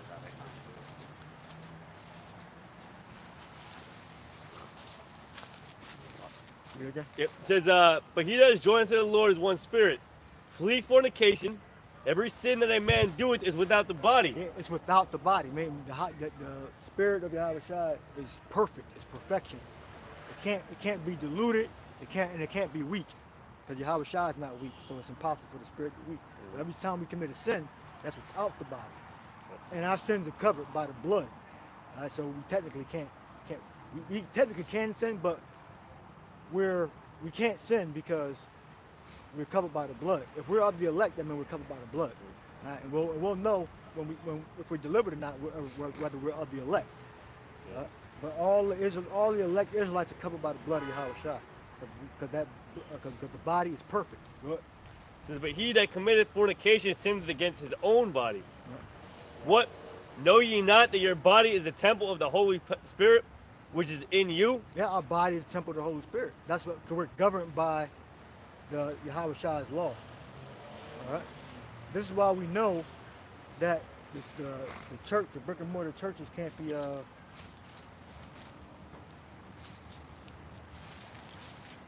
right, because they're governed by a different spirit, another Jesus. Yep. Jesus. This is a made up fucking word. All right. Yet Jehovah is a closer word to Yahweh than God is. Because all you do is you change the J to a Y, and you take out the V, and you pretty much got Yahweh. That's the Father's name. All right? And then it kind of got the Yahweh Shai right if you say Yeshua. But that's wrong though. It's Yahweh Shai. All right, Joshua's name. So the church got it wrong. All right, they're not governed by the Holy Spirit because they have liberty to do whatever they want. So how can they can't be governed by the Holy Spirit? That's impossible. It's not even possible. They can't be governed by the Holy Spirit. You can do whatever you want in Christianity. And then you got Muslims think they fucking better. But ain't it in the law, like if you move to another country in their law, you can kind of be like you among them or whatever. You can shave your beard down and all that and be like you among them. You can acquiesce sort of to their culture, but still you're a Muslim. Yep. Right? And then you got the different translations. So the Islam is no better than Christianity. They both are corrupt, demonic religions. And we have a guiding light, a law, that we keep to the best of our ability. All right? And when we need grace, we get grace. All right? Go ahead. It says, what? Know ye not that your body is the temple of the Holy Spirit, which is in you, which ye have of the Most High, and ye are not your own. We are not our own. What? For ye are bought with a price. Therefore glorify the Most High in your body and in spirit. Yeah, and the price was Yahweh, his blood. Yeah. We put to death and resurrected. Good. Which are the powers. She's like going like that. Or which are God, yep, which are the power. Just read it verbatim. It says, for you are bought with a price, therefore glorify God in your body and in your spirit, which are God. Yeah, because we're gods, but we're in a lower power state right now. Right? And we're possessed with the Holy Spirit, which is technically a God or angel, to perform his will. That's why we're able to come out and preach, right, and not get tired of doing it. And repeat the same thing over and over again in a slightly different way and continue going forward. Because all we do is say the same thing over and over again. We don't be really saying nothing new, but reporting maybe some new news that came up. As that was the last verse. Yep. All right, read your. John 17, verse 20. Neither pray I for these alone, but for them also which shall believe on me through their word. Verse 21. That they may also be one, as thou, Father, art in me, and I in thee, that they also may be one in us, that the world may believe that thou hast sent me. Verse 22. And the glory which thou gavest me, I have given them, that they may be one, even as we are one. That they may be one as we are one. All right. So we're one body. All right. We're all connected through the Holy Spirit. All right. So long as we do what the Holy Spirit tells us to do, we're connected to Yahweh Shai. And that's connected to the Father. All right. All right. What else we got? I got a quick one. Go ahead. This Sirach 38 and 24, it says, the wisdom of a learned man cometh by opportunity of leisure. Yeah. And time for reading, I believe it means we look it up. Leisure. Time for reading or free time. When you look up leisure, it goes back to either reading time or free time. Yeah, it says free time, time at one's disposal. And then it says early 14th century, it says opportunity to do something. Yeah. Chance, occasion, and opportune time. Yep. Yeah, so you got to have time, you know. Like for anything, like if you want to work out or get healthy or whatever, you got to make time to prepare proper meals and all that. And put time to get on, burn calories, taking less calories. Like I don't have I don't have a losing weight problem. That's not my problem. But if you're trying to lose weight, you got to reduce your calorie intake. And pretty much just eat vegetables and very little meat. And you'll lose weight. 38. Like the brother in the camp, he already lost like a pound a week. Now he's not a fat person, but if you got a belly, that's fucking straight up fat. Gut, I believe that's your liver, fat pouring out your liver. I believe your liver takes the fat in, but then when you get to a certain point, your liver can't handle the fat anymore, and then it starts going outside of your liver. And that's why you start getting fat and shit. So he's losing weight by changing his diet. And the weight that's been dropping off for the part of his body that needs that reduction. All right. So that's all knowledge. You got to have the knowledge. If you don't have the knowledge, you're going to fail. All right. So you have to read. Read about what? What's going to befall us in the last days? How to live properly. All right. These are things that's going to grant us success. All right. Is there more on that? Yeah. I'm going to start it again. It says Sirach 38 and 24. It says, the wisdom of a learned man cometh by opportunity of leisure, and he that hath little business shall become wise. Yeah, a little bit. Yeah, the thing is, if you have a direct correlation with your success and your success and when you're endeavoring to do something. That's the correlation. So if you're always busy, you'll have very little time to work on your project or whatever. That's basically pretty much what you're saying. So with your project, our main thing is the truth, obviously. Then you got maybe a side business or whatever. You'll never be successful at it, or it take you longer to be successful at it. I don't mean you're never going to be successful at it. Well, it take you a longer amount of time to be successful at whatever you're trying to do if you don't have the time to actually put forth to do it. It's simple, but sometimes when somebody tells it to you like that, it'll resonate more with you. It might help you change some things up. You got to have time to do what you're working on. The right amount of time to work on it to actually bring it to fruition. More? Yeah. But it says, verse 25, how can he get wisdom that holdeth the plow, and that glorieth in the goad, that driveth oxen, and is occupied in their labors, and whose talk is of bullocks? Yeah, so you got to have time off from work to work on your side projects, your businesses or whatever, or your religion, and your religion. So, and that's the thing that people got to balance: your work and your religion. You got to balance that out, so you're able to get involved, with your religion, the faith, which is our faith. All right, and earning money to survive. More? Yeah, it says, verse 26, he that giveth his mind to make furrows and is diligent to give the kind fodder. Yeah, that's it. Yeah. For like planting or something like that. Yeah, like Yeah, you make planting. them little dents in the ground Yeah. so you can put the seeds in there. I think we both ways. Yeah, well, you planting seeds, that's an analogy right there. You plant the seeds and eventually it's going to grow. All right, we can move on. Next precept. Some precept shop. Whatever, we can freestyle. Whatever's on your mind. 144 at this time. Bring out. We can go into the woman a little bit. Go into that. Bring some scriptures out on the. That's a stronghold. That destroys men. I'm on 31 already. All right. So I got go to Genesis. Oh. Start with there. All Third right. chapter. This is the book of Genesis, Get the blue letter up. Also on that. But chapter 3 and verse 16. You want? Yeah, verse 16. Right. And it reads. give me but when Isaiah said the countenance of their looks to witness against them. Oh, that's the clear that 3. sin in Sodom. Yeah, Get that. 3. Go, Isaiah 3. Read that. Now read what you got first. Oh. Genesis. Okay, yeah, Genesis chapter 3 and verse 16, reads, it says, unto the woman he said, I will greatly multiply thy sorrow and thy conception, and in sorrow thou shalt bring forth children, and thy desire shall be to thy husband, and he shall rule over thee. Right. Well, during this time, the woman was already under the authority of the man. All right. What was the new curse was Yeah. the birth pains. Birth pains was the curse. All right. Moses was just reiterating the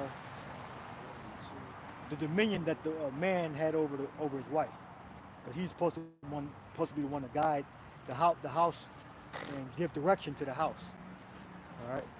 So all the authority is invested in the man, and then the man delegates. I believe that's the right word to use. Delegates authority to his household. So look up family, familia, in the dictionary or the etymology. I believe it means a household of slaves. Family, familia, I believe it comes from the Latin. All right. Familia. He shall rule over thee. So look up rule over thee. All right. And then we're gonna get the show of that countenance. And ain't just talking about being a sodomite either. I got We're that. going to it. Yeah, I got it. Oh, wait. But I want the definition first on rule over thee, Oh, okay. Oh, Michelle? Oh, and then familiar. Familiar. Yeah, so, Dominion, rule over thee. yeah, so for that Hebrew word, I'm not even sure. It's Mashal, yeah, Mashal? Mashal. Yep, Mashal, which goes into dominion or rule, or have reign. Have reign, yeah. Aye. So the man has the most responsibility. Because remember, all the people that suffer the most are going to be men. We die in wars, we die early because of stress, heart problem. Especially if you Judah, you die from heart problem. Like Kevin Sanders, he died from a fucking heart problem, heart disease or some shit, or heart attack or stroke or some shit. Most men die earlier than their women because of the stress we're under, because of the work we do, and what we're responsible for. And it's a demonic spirit working against like men in general. Right? And that shortens our lifespan. Right? So we're responsible for our household. So that means we, as men, we delegate authority to the household. Oh, All right. I get it. House is established. Familiar. Look up. Read that word. Family. Yep. Family. Is family. The origin. It says also joining the servants of a household or the retinue of a nobleman. From Latin familia, household servants. Family. From famulus, which is also Latin, Household servant. servants. Yeah. Yep. Household of servants. Household of slaves. Same thing. The servant is just a softer word. Yep. Yep. It's the same thing. Household of servants. Familiar. All right. So something else you want to bring Yeah, up? precept. This the book of Ecclesiasticus chapter 3 And they get Isaiah 3rd chapter, I think it said, which centered the countenance of witness against them, something like Yeah, that. he Go got ahead. it. All right, we'll read it. Sirach chapter 3 and verse 2. It says, "For the Lord hath given the father honor over the children, and hath conformed the authority of the mother over the sons. And whoso honoreth his father maketh an atonement for his sins." It says, "Whoso honor his father shall have joy of his own children, and when he maketh his prayer, he shall be heard." My main point is this one, verse 9. This is Sirach chapter 3 and 9. "For the blessing of the father established the houses of children, but the curse of the mother rooteth foundations." All right. Oh, bring it down. Yeah, so the blessing of the father established the house of the children. All right, and hey, as you can see, most of these different houses and stuff are fatherless, and that's why, of course, you have this corruption within, of course, these households, because it's not really a household, you know, with a compassed woman ruling over, of course, what, the children. All right, the son he's effeminized. All right, he don't have any confidence in himself.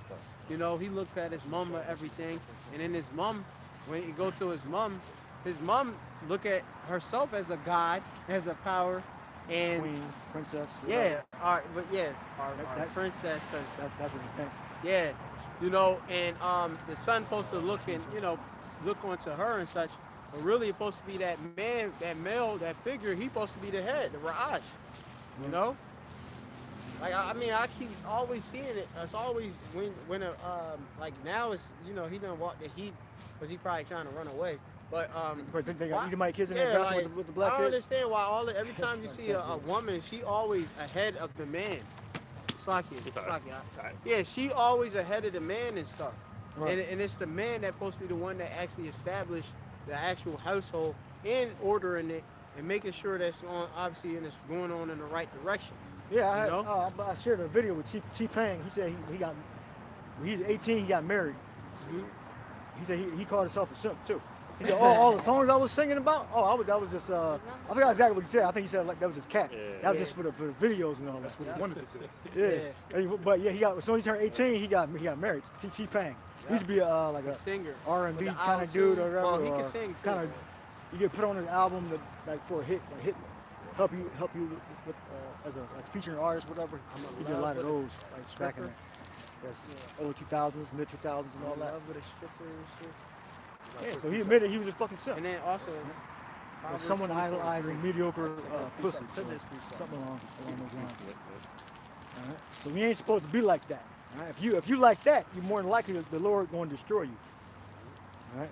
Because the scriptures speak that man is supposed to carry himself otherwise. And if you filled with the Holy Spirit, then you're gonna carry yourself a different way, not like a simp. All right? Let's have to back that up. 1 Corinthians 11, verse 3.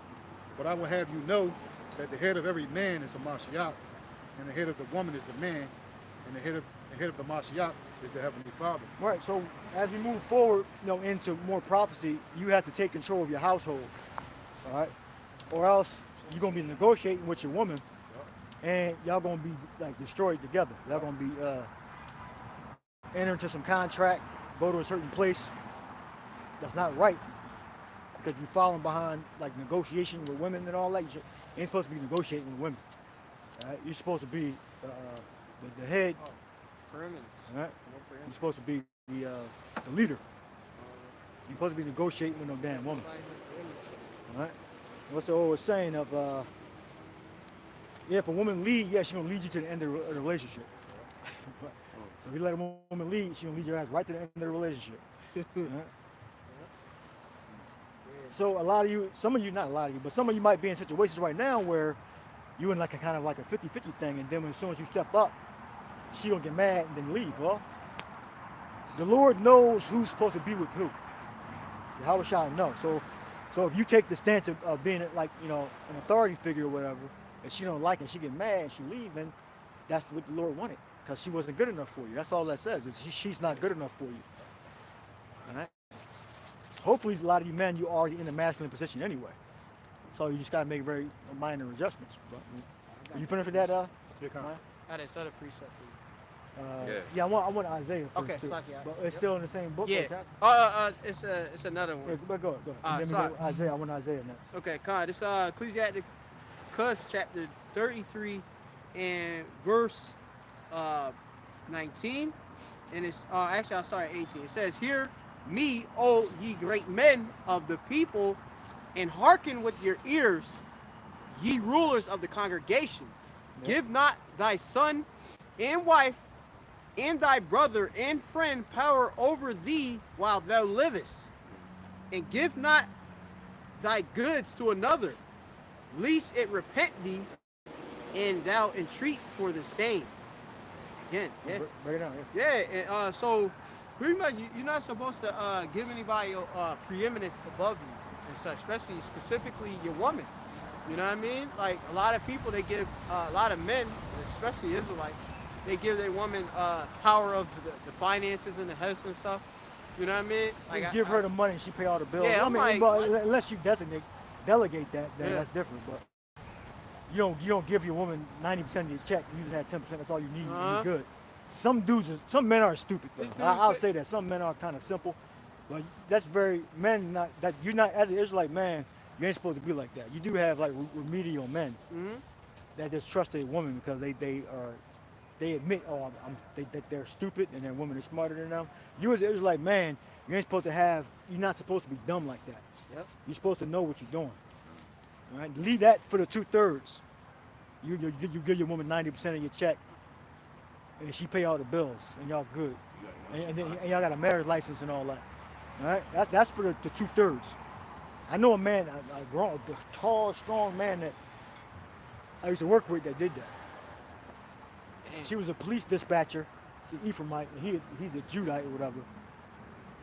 You know, I guess he kind of from the hood. I guess she was, and now she had a nice job. And he would just give her. He would tell me, yeah, I give my wife, most of the money, and she just take care of all the bills and all that. He said it like proud, like he was proud too. Oh, he one of them dumb dudes. Oh, okay. But remember, sometimes when you were on Jake, some of them are kind of like simple-minded. So I guess that's the women, the men that women are complaining about. I guess those kind of the thug dudes. Those women, the men complaining about. All right? That's not that smart. Some of them are smart. Some thug dudes are highly intelligent too, but some of them are dumb. So I guess they complain about both of them. But go ahead. Okay. Are we doing that spirit? Or? Just one verse, last verse. Yeah. It says, and it says, this is Sirach 33:20. It says, as long as thou livest and hast breath in thee, give not thyself over to any. All right, so keep your preeminence and such. We supposed to be men of wisdom. Especially in our houses. Hey, you ain't supposed to be sitting there in the time of Jacob trouble talking about are we going to go take the chip? Right. Like that's some dumb shit. Like you know what I mean? Yeah, Like no, bitch. I gotta talk to my wife about it. Yeah, like no, we're not taking the chip. Before I make any decision, you know how to do, it's like a running joke, like on TV. They'll tell you, I gotta go talk to my wife about Right. it. Yeah. Chip is out. Should we go to the? Oh no. It's not Or the man acts like he has all this authority when he's talking with the other men, but then they show Go home. us. Yeah, they show us Key the. and Yeah, I Peele heard skit. that. Yeah, There's a Key and Niggas be Peele saying that. skit I'll on run that my- Yeah. on Common Sense YouTube channel. Yep.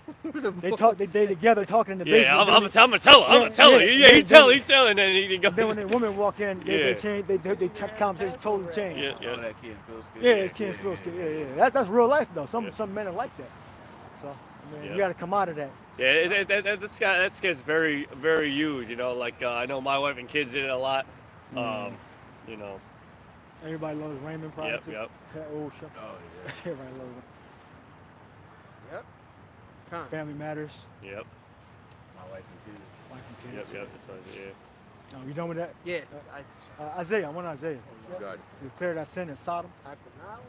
God, it's Isaiah 3:9. It says, to show their countenance doth witness against them. Yep. And they declare their sin as Sodom, Right. they hide it not. Right, yeah, so what was Sodom about? Sodom was about being transgressors of the law. The chief thing that was very popular about is sodomy, like homosexuality and all that, lesbianism. But it wasn't just that. They were doing bestiality, they were doing orgies, exposing themselves in public, nudity and all that. They were doing all the transgressions, not just one thing, not just sodomy. All right. So our people are the same way today. Women had walking around uncovered. They're into multiple men. They're into lesbianism. The men in sodomy. So that's what our people are into. They declare that sin is sodomy. It's not just one thing. It's multiple things. Meaning they're transgressors of the law. The lawbreakers. All right. You got the men that are sodomites. All of them are transgressing the high holy days. They're not seeking the Lord's face. They're not following dietary law. The women are uncovered. All right. And you're uncovered if you don't have a husband. That's the simple, the blanket thing right there. You're uncovered, and you gotta get a husband. Like, as it is written, the woman shall be saved in childbearing. You gotta get that. Yeah, I saw a video with a little toddler walking around with a BBL costume. Oh yeah. So this place is finished. Oh yeah, Yeah, exactly. A little toddler, wagon or whatever yeah, you should call it. like 3 years old. Yeah, because that's the new term. A wagon, because it has a lot of junk or whatever, goods or Dunking whatever. in trunk. That's the fucking disgusting. It was a girl or a boy? Girl. A girl? You know what? That was probably a black. It was a black woman or? Easy. Yeah, so she definitely uncovered. Even if she got a man, she fucking uncovered. Cause that dude gonna be destroyed, and that whole family gonna be destroyed. Like Achan's family. What's the dude that got the Babylonian garment? Find that. Find that. Find that. You got anybody got another precept in the meantime? Read that. This is Proverbs 31 and 3. It says, "Give not thy strength unto woman, nor thy ways to that which destroyeth kings." Which destroyeth kings. You're not supposed to be negotiating with your woman. I started off saying, changing the spirit to this topic. Women is a stronghold for a lot of men. All right, it's a stronghold that most men will never get over. That they'll be a slave to women, either getting them, finding them, or supporting them. Remember, keep Right. word. Yeah, the word of the man is the woman. Right. What you actually know? Yeah, the Lord made us to be together. They're not our better half, just That's our like counterpart. brother, Yeah, women are our counterpart. I think so. Nah, And what the Lord did to punish us was He made our women whores. Meaning He took their clothes off, made it normal for like a little baby to show her legs. Like that's a regular outfit for a child to have, what you call it, like Lululemon's, the tights and all that. That's a normal outfit for a little girl. To have, what you call it?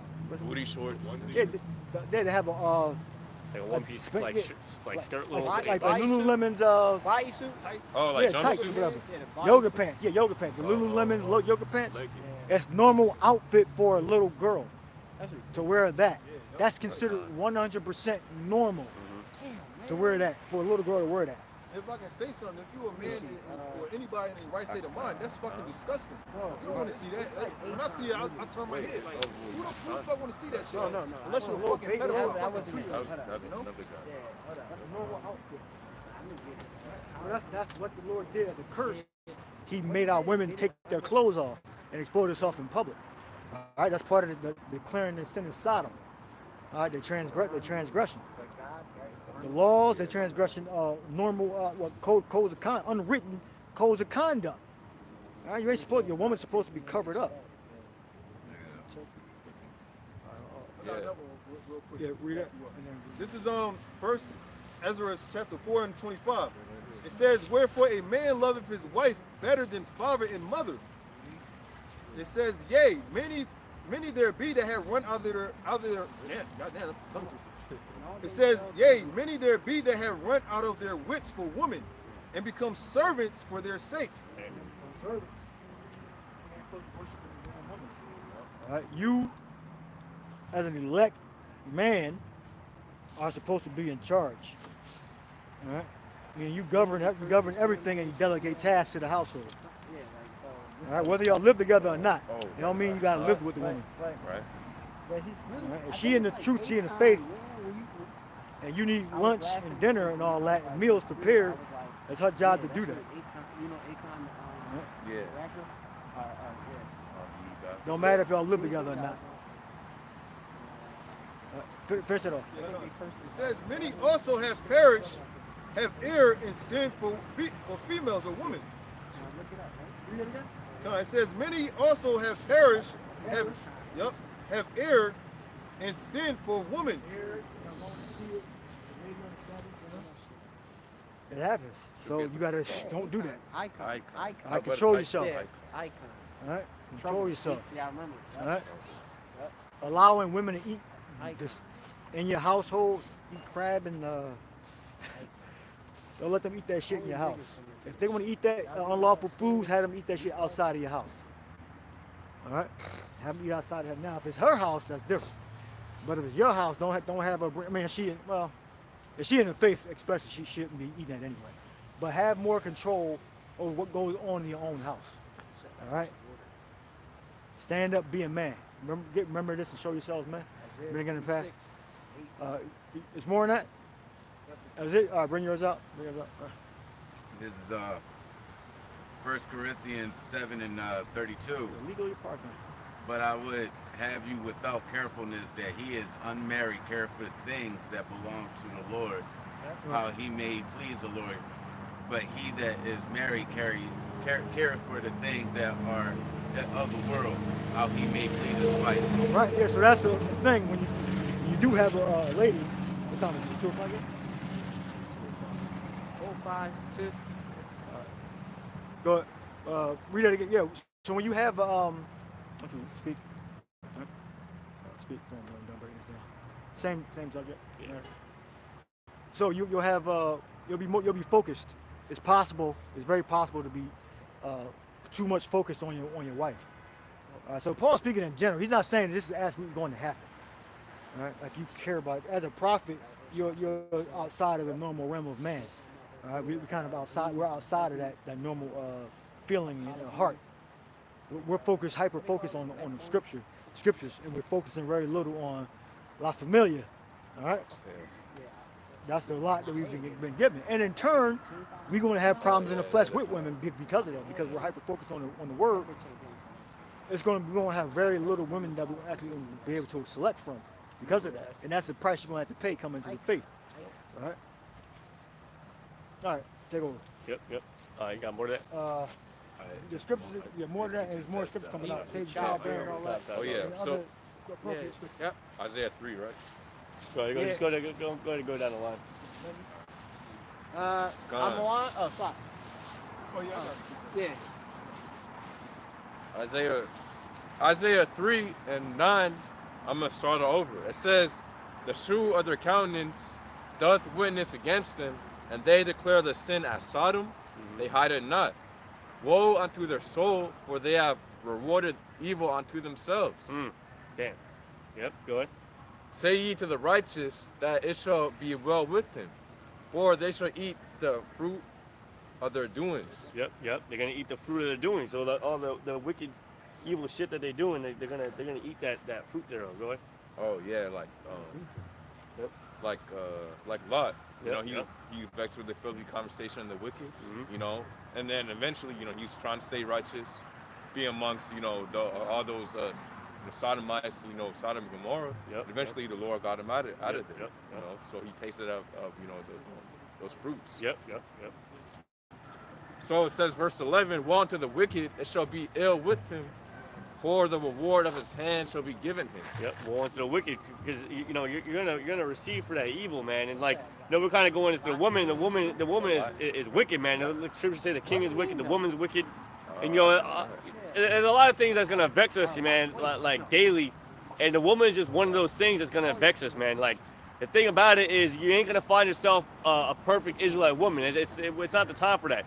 Just like you ain't gonna find yourself, you know, a perfect job where you can work whenever the hell you really want to. There's always gonna be some sort of friction, and why? That's a reminder to remind us that we're still in slavery, man. We're still in Babylon. We're in the land of confusion. So, you know, hey, don't think it like a crazy thing when your fucking women start acting up, or you just don't get along with your woman.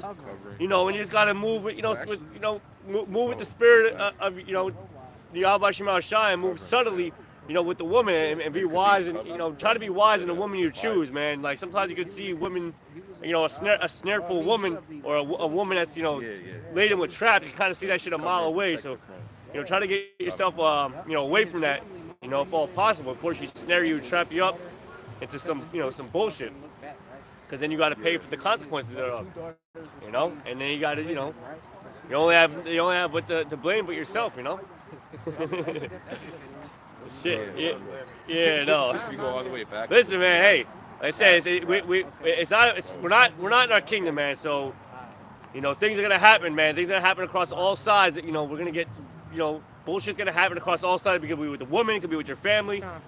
It's gonna happen. It's gotta pray. That's why we gotta pray, for that, that righteous kingdom to set forth. Listen, man, if everything was perfect, we'd be in our kingdom already. So. You might have a son, a daughter, and all that. Then the woman start acting crazy. The child that you want to raise a child right, and you can't even do that. Maybe you come into this faith, and your child might be maybe 11, 12 years old. You try to teach them some things, and all of a sudden all the mother's family want to get on you, or your family want to get on you. Don't teach them that shit. Or schools. Yeah. Your child might be intrigued.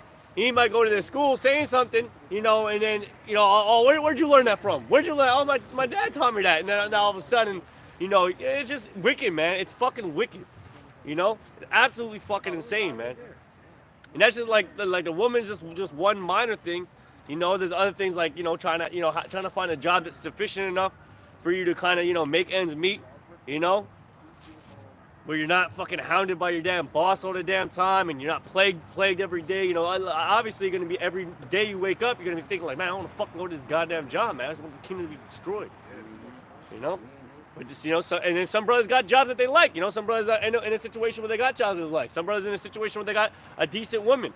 But they're still vexed on other sides, man. And that's like, I keep talking, but that's the reminder that we're not in our kingdom, man. We gotta have those reminders. I know it sucks. We gotta have that fire under our ass, man, to try us. A goal is tried. It's got to be that reminder that this is not our kingdom. This is not our rest. Arise ye and depart, for this is not your rest. Don't get complacent. Don't get comfortable. Yeah. Sometimes it's kind of a blessing to know that fucking shit ain't right. It's a blessing to know to wake up and think, man, I fucking hate this place. But anyway, Salaki, go ahead with this precept. I said enough. What is it? I'm one. You got it. You can't. You already brought it out. This is Right. Micah 2:10. It says, "Arise ye and depart, for this is not your rest." Go ahead, read it again. Yeah, kind. If I can expound on it too. Go. Yep. It says, "Arise ye and depart, for this is not your rest." And like when you in this truth in life and in general and in everyday life in today's time, everything is a vexation of spirit. That's man. right. Right. You can't. It's everything is intolerable. Nothing. Every fucking thing. Everything. You can't have joy in nothing, man. Yep. Not one fucking thing, man. Yep. Everything always goes fucking wrong Yep. because it has to. It has to. Yep. Because this is not our fucking rest, man. Right. The Lord does not want us fucking comfortable in this fucking society, man. Right. We want this place fucking destroyed. Right. These fucking niggas too, man. Yep. These niggas gotta fucking go. That's the first thing that gotta go is these fucking 2/3, man. Right. These niggas are in the fucking way, man. Yep. Especially our goddamn women. Yep. I almost kicked the damn sign too, man. I almost fucking kicked that shit. Yeah. Our people are fucking extremely fucking wicked. Yep. From anywhere you go, they're fucking wicked, man. Yep. Okay? And they vex the fuck out of us the most, man. Right. It's always our goddamn people, man. Yeah, Yes, con. Carol, Yeah. meatball sandwiches. Fucking and niggas, shit. man. Yeah. Niggas, Fuck, man. the big. All this shit. Yep. Like, and then you got the dudes, the old head dudes in their 50s and 60s thinking they're gonna make a fucking difference, man. They're making no damn difference. They voting the what you call it, a little hat into office. Shapiro, I believe, is a Edomite Caucasian Edomite name. Shapiro. All right, and they're gonna put. You smack the shit? Shapiro. Yeah, I see a couple of women Shapiro. with hair cover as well. Yeah, that's because they hair ain't done. And because is a black woman or? Yeah, Yeah, I mean, you know, Muslim. She got the hijab. But those Yeah, Muslim women, they're not really humble though. It's all facade. Yeah, It's all facade. Yeah, and that alone is a vexation. Just for this, I'm walking down the street, and just for this fucking Judite woman to walk up to me and say, "Vote, please vote," begging me to fucking register a vote, it just shows how foolish our people are. And that just begs like, why are you bothering me? Yeah. Why are you bothering me with your fucking foolishness? God, and isn't that a law that you shouldn't put a heathen over your people? Yeah, right. We read that earlier. Yeah. Oh, you brought it up. Deuteronomy 17. That's right. You want to expound more on that, brother? Yeah. Go ahead. There was something you said in your fit of rage that I wanted to expound about, forget, but go ahead. Just to jump on that Karzar thing, you got Kanye Pest, which he a fucking nigga. He a false prophet any goddamn way. Yeah. His most recent interview with the paparazzi. Yeah, you can tell that man is gone, man. He's gone. Yeah. Same one. Yep. I seen it today. Talking about this is me getting humbled. Yeah, nigga. Yeah, I hear the same one. Yeah. Man, all over the goddamn place. Yeah. Fucking just spewing out his own fucking madness. Talking about he Christian and shit. Yeah. He celebrate Christmas and all this other madness. But he exposing a lot of niggas. He is. A lot of niggas you seeing ain't shit and weak as hell, man.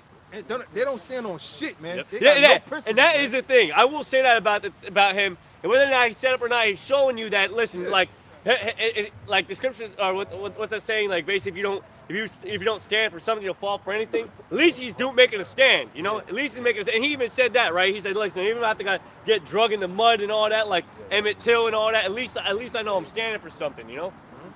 So and that's that. And I mean, really, that's what we're doing, right? We're standing for something. Exactly. We're standing for the truth, and we're out here getting drug in the mud. But it's like, go ahead. Yeah, the only one that's standing tall so far is Kyrie Irving. Oh yep. Yeah, he just released that book. That dude bugged out too, man. Exactly. He bugged out too. Flat Earth and all that shit. He got philosophies in his Our head. people are jacked the fuck up, man. They ain't make him apologize yet. Yeah, our people are. He took it down though. Our people are the most with the itching ears, man. They hear a little bit and they don't do no research. They don't do no diligent. No diligence in seeking. They just hear something and just believe it. Talking about fucking dome and the rain comes through the dome and you can't draw no fucking bird. Yeah, Like, come on, man. Our people listen. Y'all guys are fact checking shit.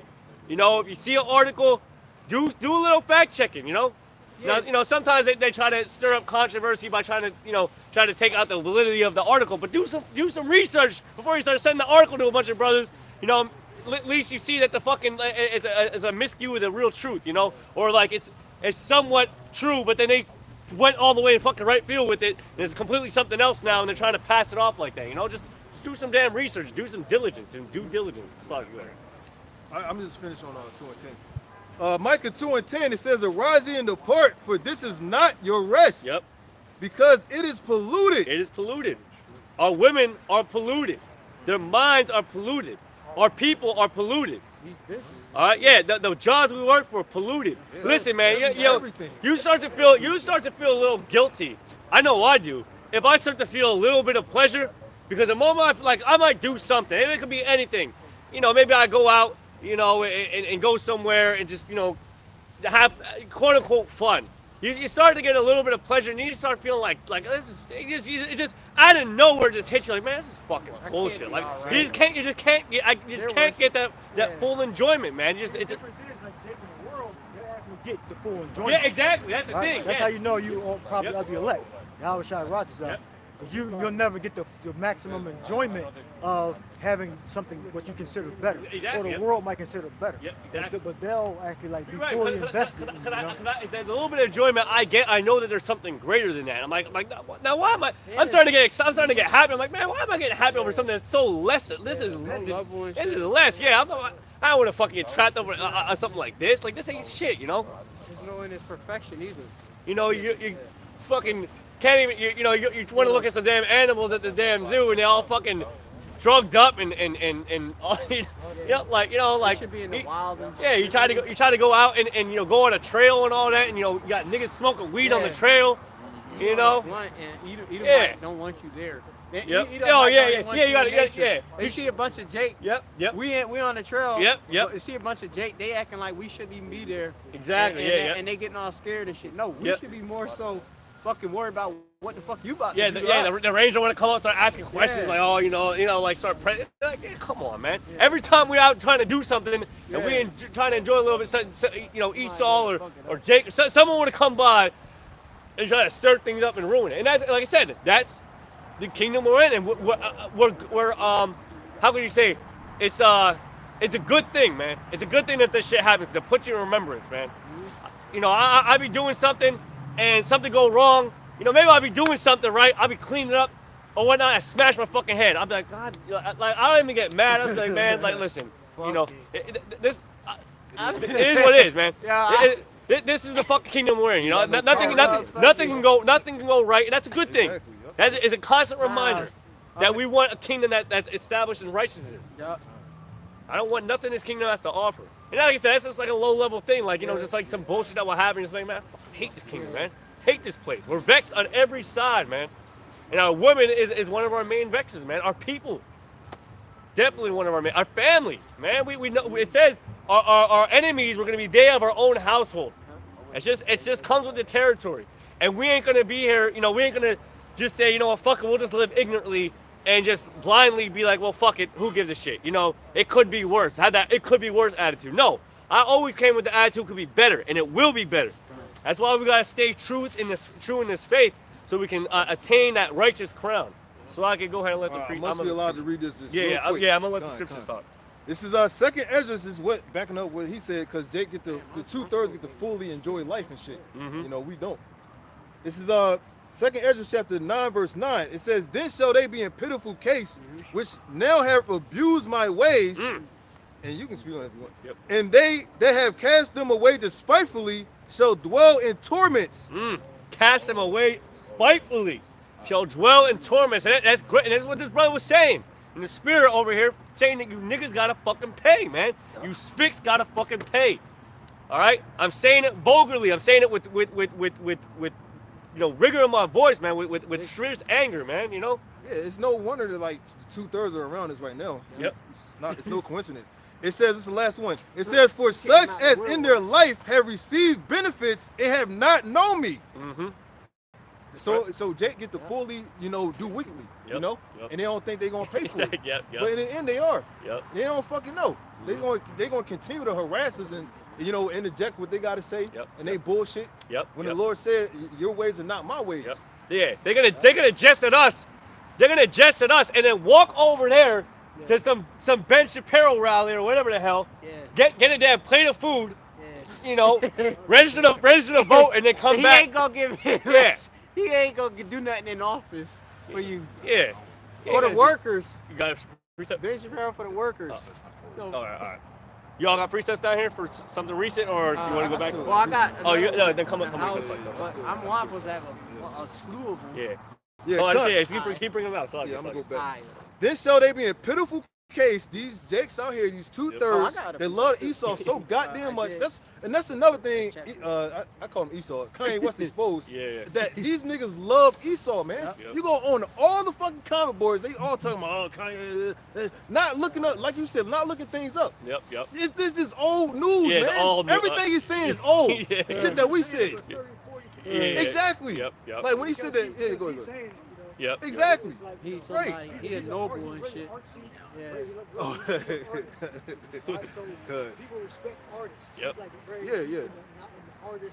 he's that rich The man. paintings and the elegant, the ballet and all that. He'll remember the video he had with the white and the angels and all that shit a long time ago. It was real intricate and all that. So they respect him as an artist. Yeah, mine brought that precept out last week about the freaking, you know, the people listening to the rich man. Poor man speak. Oh, you got that kind? Yeah, we have to bring it out. Yeah. I said Kanye. I know. Yeah, that's what I'm saying. He got that from the scriptures. He got ye from the scriptures. That's why he changed his name to that. Exactly. Ecclesiasticus 13:23. When the rich man speaketh, every man holdeth his tongue. And look what he saith. They extol it to the clouds. But if the poor man speak, they say, "What fellow is this?" And if he stumble, they will help to overthrow him. And the thing is, like, you know, sometimes we talk with like a lot of like, you know, like a lot of energy and a lot of aggression, but like realistically, man, we don't really care. Like, you know, they're gonna speak, like the scriptures say about how like if was that basically if they speak of the gospel, it will come to truth, but if they don't speak, it will come to naught. and we understand that, man. It she'll come. And we understand that, so we don't concern ourselves too much. It's just ridiculous how these people like immediately adhere, like are trying to listen to what Kanye West has to say, and they're all like rallying behind him, like as if this is something brand new, and that like it's so. Yep. Yep.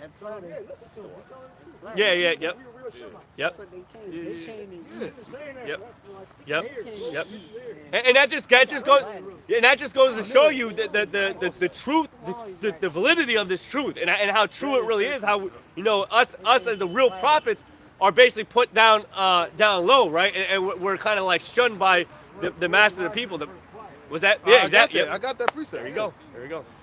And that's exactly how you know that what we're speaking is the truth. Because if we were speaking lies, if we were speaking BS, everyone would hear it. They be like this, John.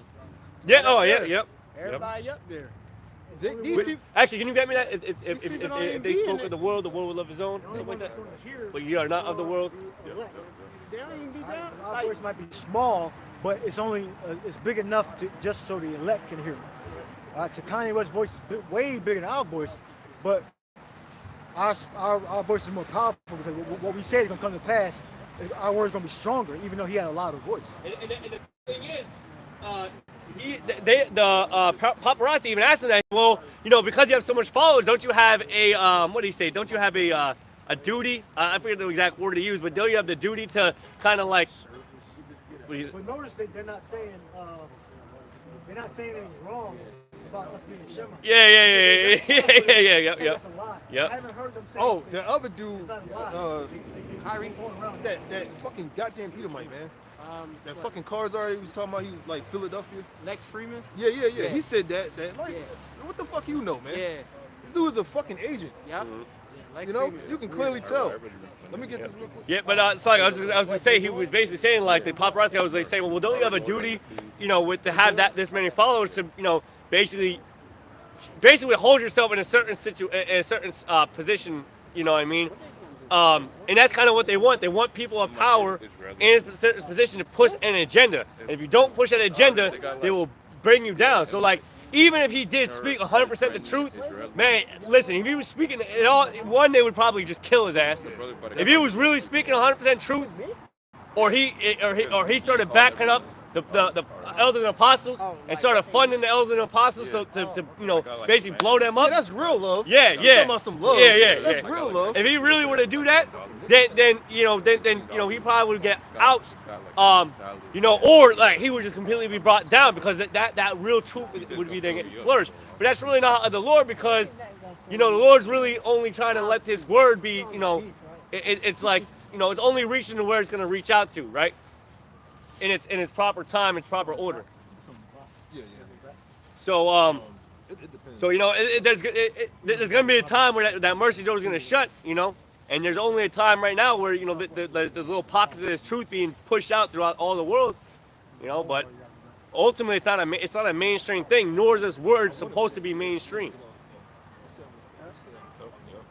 I was just made a lesson not too long ago, and it was you shouldn't use celebrities as a testimony, for your faith. All right, Kanye saying that he's an Israelite, that shouldn't boost your faith. All right, that shouldn't be the testimony that's like, oh, all these celebrities are saying it should be right. Like, oh, that's a faith booster. When you got actual brothers who's getting delivered, actual brothers having dreams and visions and getting delivered from certain situations. All right, those should be the testimonies of your faith. All right, and even yourself. All right, if the Lord is dealing with you, you're gonna have your own testimony that the Lord delivered me from this situation, or having a certain spiritual dream. All right, so Yeah, one thing, these celebrities, they only bring out, just like a little tiny bit. They only bring out a little bit of the meat. Like what the brother said last week, I think he said, they take a lot of bones, in that meat that they bring out. So yeah, hey, like the brother was saying, man, basically you shouldn't be looking at these, celebrities to gain like the faith booster because of what they say, because the prophet's been telling you for like what? Years now, decades, Well, and it's good too because Esau, whatever information he put out, the Lord controls him anyway. So no matter what he do, the Lord automatically controls. So all he's doing is making awareness. Remember, he don't have no church. He just talking. So what the people going to do, they're going to actually look at different groups to see who they can get with or who they can kind of halfway be lukewarm with. And that's how most of Israel going to be. They're going to be lukewarm. So that's what they're going to do. They're going to search out a group to be lukewarm with. So, but you're going to have a certain percentage of them that are actually going to join. It's going to be low, but it's still going to be beneficial to the body because it's going to get more souls, even through Kanye West crazy ass, you know? Yeah, and that's a good point, man, because again, like the brother just said, you know, Lord. Yeah, that's a good point, because like the brother just said, you know, Lord, he uses the celebrities, he uses anyone, you know, because what it says, anything's not against the gospel, basically. Everything's for the gospel. Oh yeah. So at the end, against the truth, but for yeah. the truth. So like at the end of the day, man, the Lord Yakalba Page using everything, man. So you know, it might be some elect members out there. You know, they might not have. They might just need, you know, celebrity to say a little bit something so that they can, you know, come in. Up. You know, yeah, so they get stirred up. Yep. Time. Where y'all at? The brother wanted me to get the John 15 and 19. Right. Yeah, so this John 15 verse 19, it says, if ye were of the world will love its own. But because you are not of the world, but I have chosen you out of the world, therefore the world hated you. Read that again? Yeah, this John 15 verse 19, it says, if ye were of the world will love his own. Yeah, and obviously we're not of the world. We're doing the will of Heavenly Father. And people still love Kanye West because he's of the world. You know? It's as simple as that. Yep. Give me Extol the clouds. Wait, did you bring that out already? What? Oh yeah, he brought it. He did. get the words of the wise from the choir, 9:17. Okay, read that again. This is John 15, verse 19. It says, if ye were of the world will love his own. Yeah, and then Kanye West, he's trying to insert himself into that. You know, like, I'm Christian, I'm this and that and the third. Like, there's a separation between Christian and the so-called Jew. You know? Yep. They the same people, man. He's all over the goddamn place, you know? He don't know what he don't know what he's talking about. Even though he really know the truth, he just pushing an agenda. He doing that on purpose, you know?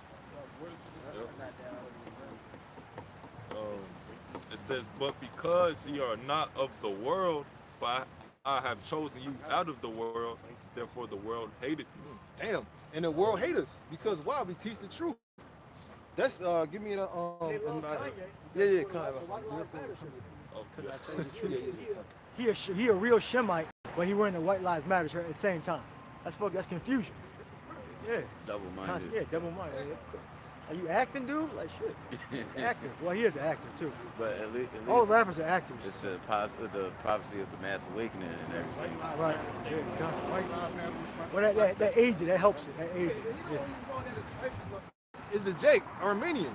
He don't even know that history, man. Dude is bugged the fuck out. Yeah, and what actor means hypocrite? Yeah, in the exactly. etymology. So. Man. Damn, man. That's why we gotta come in and fix every goddamn thing. You know? All their messed up doctrines we gotta correct. So whatever Kanye West say, we gotta correct. Like the intricacies, the nuances of what he's saying. Like the White Lives Matter shirt, that's not a Hebrew Israelite thing that you should be doing and promote. You might as well walk around saying the wicked matter. You know? Yeah, they're not included. They Shemites, but they're not Israelites. They're not the real Jews. They're not real Judah. Precept. I got Luke 18:24, the rich man. This is Luke 18:24. It says, and when Yahushua saw that he was very sorrowful, well, should I? Where it says avenge the very elect. Well, I'm just go to the point. So, Luke 18:24, and when Yahushua saw that he was very sorrowful, yeah, because this rich man, he basically keeping. Oh, we already know Kanye, man. Yeah. We already know he ain't gonna make it. Yeah, because this. Oh shit. It's like a little, yeah. You should be able to just put it back down like that.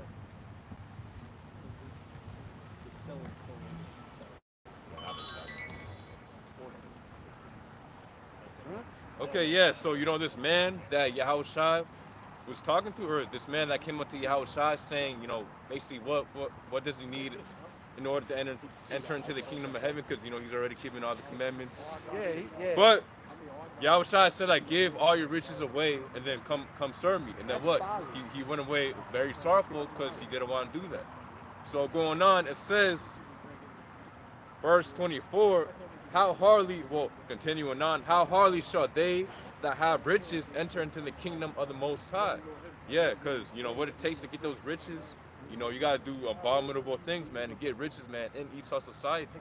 Yeah, he said, years ago, I sold my soul to the devil. It was a crappy deal. At least it came with a few tools like a Happy Meal. He said that years ago. He been sold the hell out. Years ago. Compared it to a Happy Meal. Yeah. I wouldn't be happy about that. I would be happy about that. Yeah, and another thing he never brought out, that these Khazars are Edomites. He still attribute the so-called Jews as being Jews when they're not. They're not the biblical Israelites. Their line goes back to Esau. He never brought that out. If he would have brought, he would have got killed on the spot, man. They would have just said, "Fuck you." Yeah, man. He's being way too vague. Exactly. What he's bringing out. And now he already capitulated. He already said he already apologized to the Ashkenazis. But to the Jakes, he don't give a fuck about. He already letting you know, and he said in that Drink Chance interview that he's jealous of Esau. That's Jeremiah 10. Be not envious of the heathen. Learn not the ways of the heathen. Envy thou not the oppressor. Okay, exactly. That's him all the way. He want to be a so-called Jew. Why do you think he said white? Like he know what he's doing. With a Trump hat on and shit, causing controversy. You know what he's doing. Yeah, I mean, him doing all that, he's trying to attract attention. Yeah. Honestly, I feel like he got legion. He got demon. He got multitudes. Yeah, he's bipolar. Quadripolar and shit. Yeah. Dude, through, man. He all kind of bugged out. He get out. Yeah, they were saying out. He married a fucking a super slut, man. A whore. Like a whore, yeah. And then crying about it. Like this dude is bugged the fuck out. High level demon witch. Yeah, that's why I said give me But going on. It says Luke 18:25, for it is easier for a camel to go through a needle's eye than for a rich man to enter into the kingdom of the Most High. Yeah, kind. So yeah, we the real rich. We rich in faith, you know, heirs of the kingdom, etc. Man. He said the Lord. I mean, clearly it says the Lord had chosen the poor of this world, rich in faith, etc. You know, I quoted it already. Now read this. Yup. This Ecclesiastes 9 in verse 17.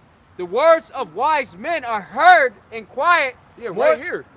Heard and quiet. Ain't nobody around us. Yeah. It's heard and quiet.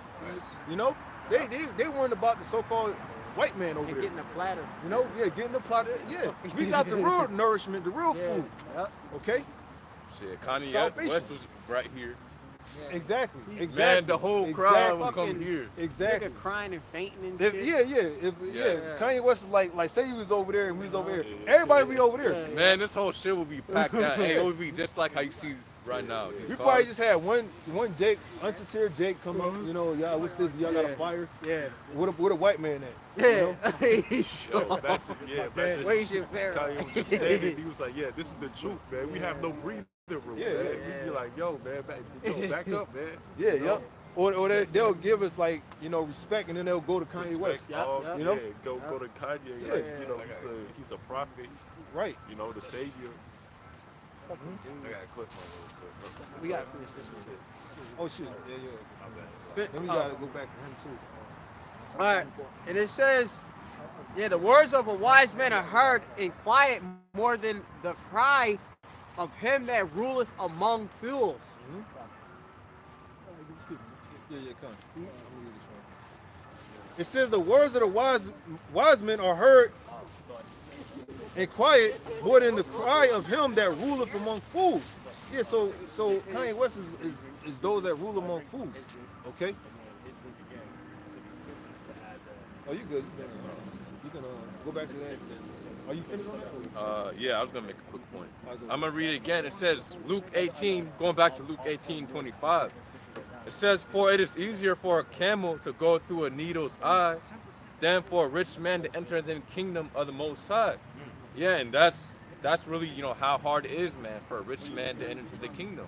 Because, you know, like I said, you know, to be rich in this society, or even if you are, you know, this rich man, you're going to be involved in, you know, these, this, you know, in that high level wickedness, man, that goes on in these parties. You might have, you know, they if, let's say, you know, you don't really sell out first, you kind of, you know, make your money by yourself, I guess you want to say. You know, there's talks that, like, you know, like the elites come up to you or some shit. Not the elites, but, you know, they send men out there. If you got like this amount of money in your bank account, you know. So basically, man, being rich in the society, and another thing too is, you know, you're gonna be distracted by, you know, these worldly possessions, you know. So how are you gonna serve Yakalba Shai if you're serving Mammon instead? That's right. That's right. Yeah. All right, yeah. Yep. You had something? You still got the Yeah. I do. Because y'all said, you know, if there's a celebrity over here, everybody, you know, follow over here. But, you know, to a point, you know, you really don't want that because Exodus 23:2, thou shalt not follow a multitude. I do, but like Yeah, and that's a good point, because if Kanye West was here, these people wouldn't be here in sincerity. You know, they'll be here for an insincere reason. Oh, because Kanye West is here, this rich man is here. They're not actually coming to hear the truth of Yakalba Shai. You know, they're just coming for the glitz and glam, I guess you want to say that. Because all that clout that he got, you know? Yeah. Like, do they got any rice at? And he's just a man. He's just a mortal man. He ain't nothing special. All these guys, they ain't nothing special. They're mortal men that happen to do something very worldly, very good. Like, you know, fucking rap music really well, or play basketball really well. Like whoever, you know, Kylie Irving played basketball. Other than that, he's just a mortal man. He's just an ordinary fucking guy. Flesh and bones. Yep. I got a quick one going into what we were talking about a little bit, but you know, selling out for the money and whatever. This is 1 Timothy 6:9. It says, "But they that will be rich fall into temptation and a snare." Damn, go ahead, read that again. This is 1 Timothy 6:9. It says, "But they that will be rich fall into temptation and a snare." Fall into temptation and a snare. You know, and then, like, you know, I won't speak too, you know, presumptuously, but you can kind of see how Kanye West is starting to backpedal a little bit. He is backpedaling a little bit now that all that talking about I'm getting humble now, you know, and I just want to preach love and Jesus, you know. All of a sudden, now his tune changed a little bit. His tune changed a little bit. It says he that seeketh love trying to hide his transgression, right? So I think he's trying to, you know, scapegoat his way out of there because now he's losing that money. Like, it's one thing when you have all that, when you get all that money, and now you start to lose it, you know. And that's that snare, man. When you get all that money, you know, you don't want to lose it. That's why we got to be willing to lose everything, man. Even if the Most High have it where you come into a job with a little bit of money, you got to be willing to lose that. Oh yeah, let me get that's rock. You're gonna lose it anyway. Yep. That's the part of the sacrifice. Oh yeah, yep. That's the thing. We know we're gonna lose it all. He's trying to hold on to a little bit, like he can hold on to it forever. That completely links up. But rich man, that's why it's so hard for rich men to enter the kingdom of heaven, because they're not willing to give up those things. Yep. To let it go. Yeah. Yep. So the only way he's gonna let go of that grass of that monetary gain is when the missile comes and detach his arm from the vine to the money. Yep. All that money that he tried so hard, fought so hard to get, he's not going to be able to cash that cherry and get on there. Exactly. Yep. Right.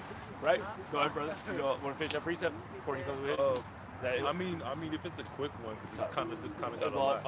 It's a quick one. Go ahead. This rock 2-in-1. My son, if thou come to serve the Lord, prepare thy soul for temptation. That's right. That's what I was saying earlier, man. We're not in our kingdom. We're gonna, you know, be tempted from all parts. You know, he's got to move, you know, with all sobriety, man. You got to move with the sense of sobriety. Go ahead. Yeah, and then the reason why I brought that up was link up with your point, because if Kanye West, you know, he was saying, oh, you know, I'm serving the Lord now. He's supposed to know, prepare his soul for temptation, because hey, You know, and we know it's just a show at the end of the day. But hey, you know, the Lord, that was like the Lord tested him. Okay, you know, so are you really about what you say? Right, and to a point, he is right on that, right? He is. Hey, listen, he said the Lord is, humbling me. He is right about that. You know, that's how the Lord moves. The Lord does move that way.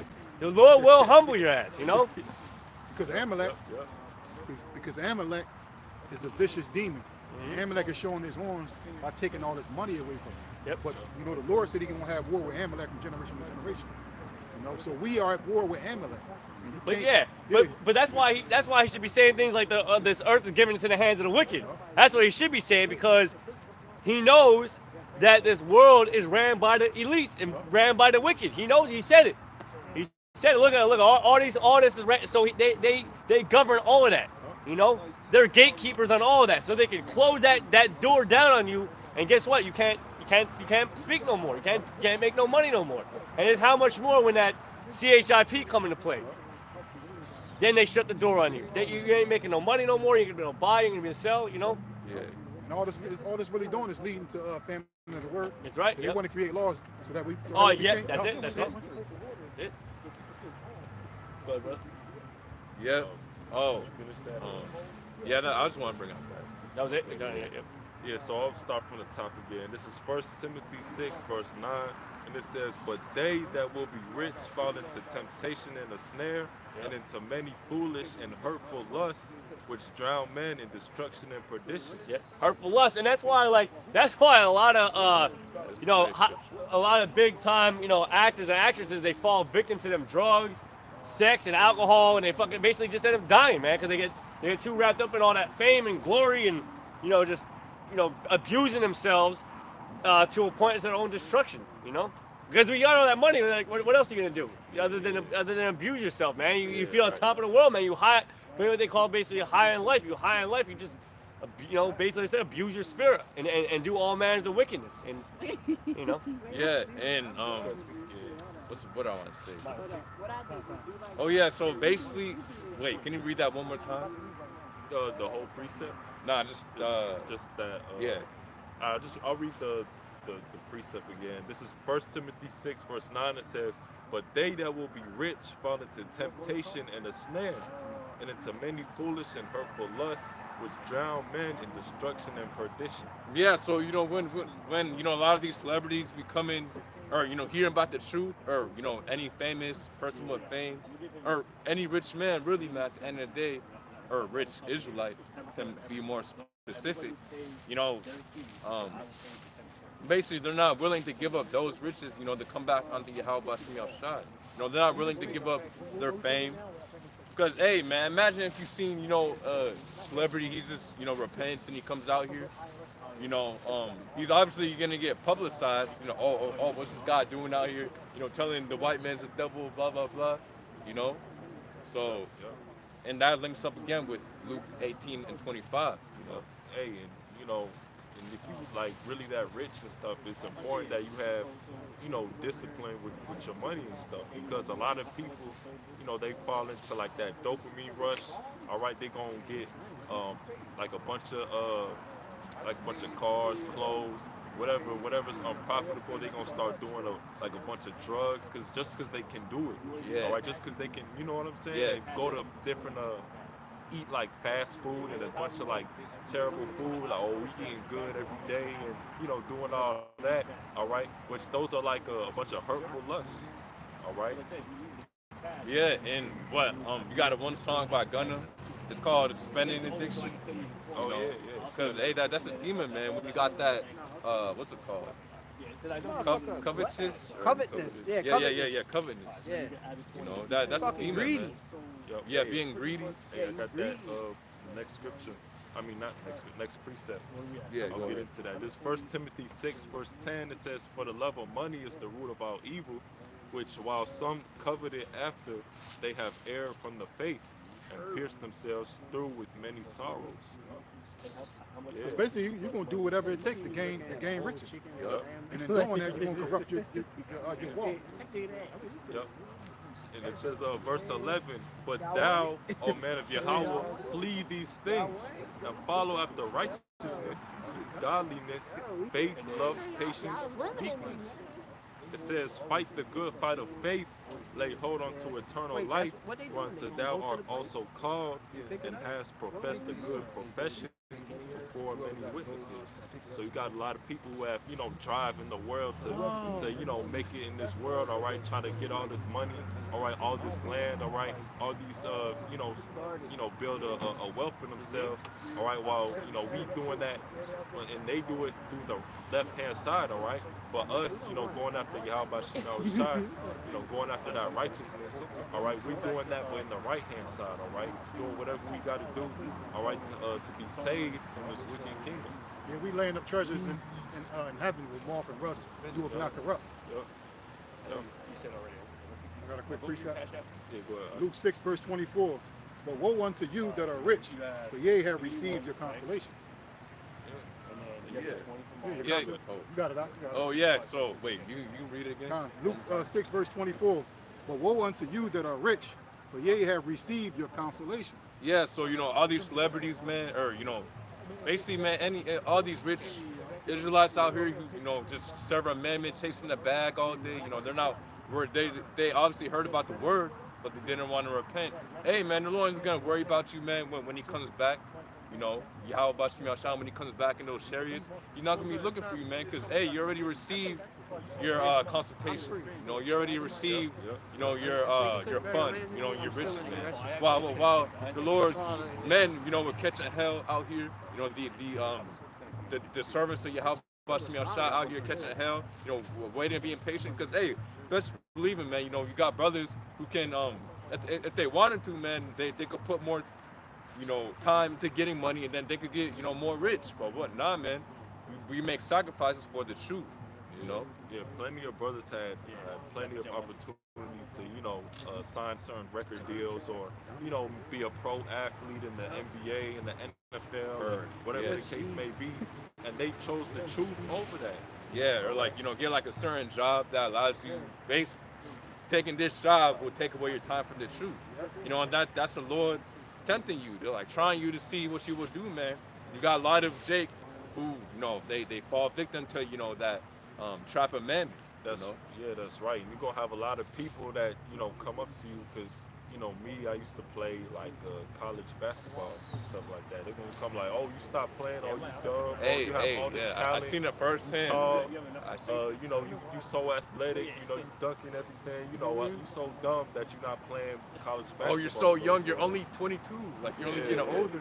Yeah, so it's like, what they don't understand, it's I chose a path that's above all that. That's a sacrifice. That's a part of that. All right, people gonna look at you like you dumb and you're making the wrong decision. But at the end of the day, you got the faith and Yakalba Page that you're making the right choice. All right. You can just follow.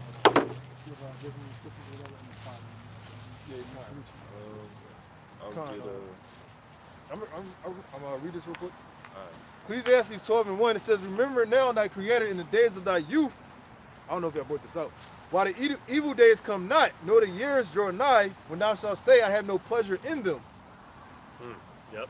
Read that again. God. It's Ecclesiastes 12:1. It says, remember now thy creator in the days of thy youth. Yep.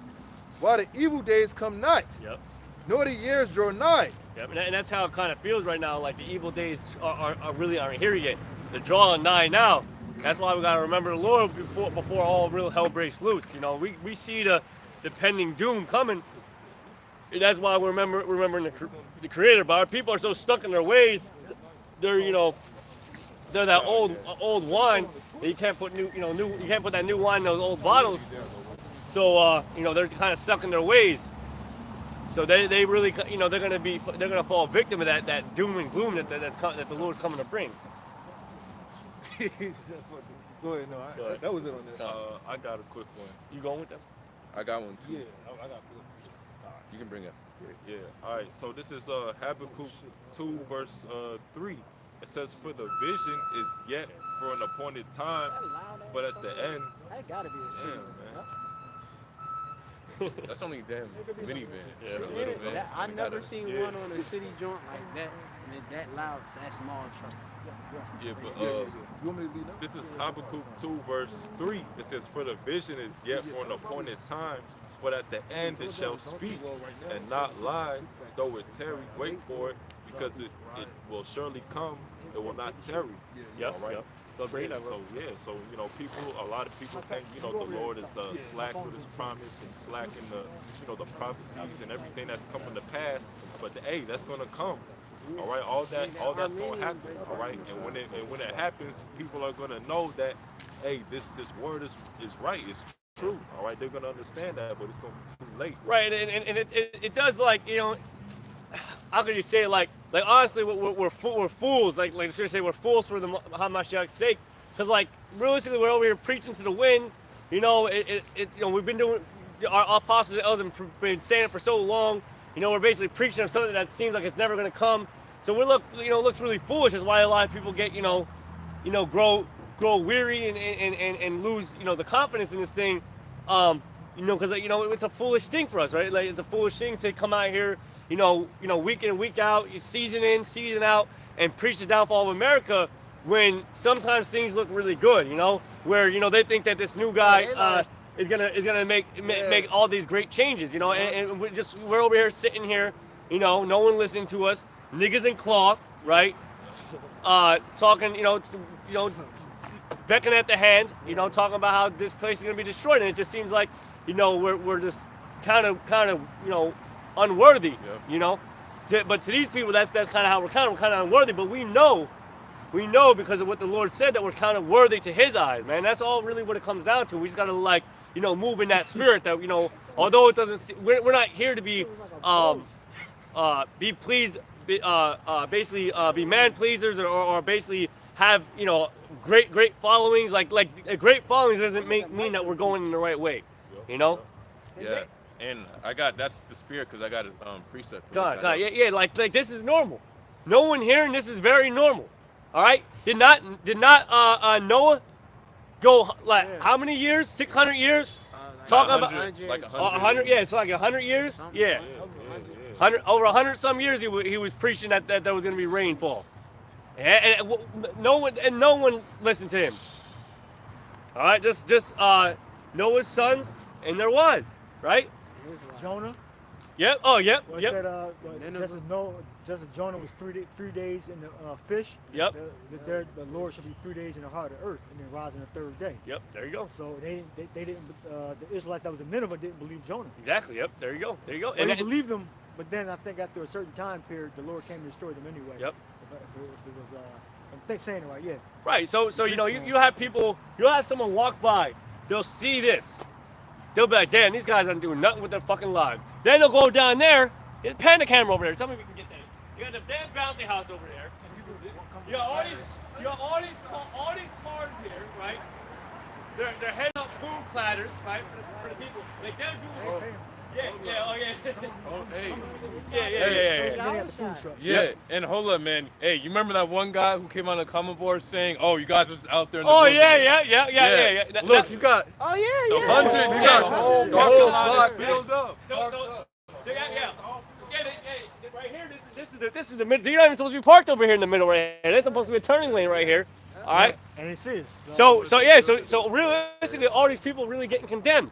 Because how many people came to their car and they're slowly getting into their car, like staring at us. They hear us. Yeah, man. You had some girl recording us, acting like she, you know. Oh yeah. She like this. Sneaking a peek over here. Yeah. But the point I'm like trying to make here is, you know, you have people walk by here, they scoff at us, think that what we're doing is vain. Then they go, waste of time. Then they go over there like that's something to glorify.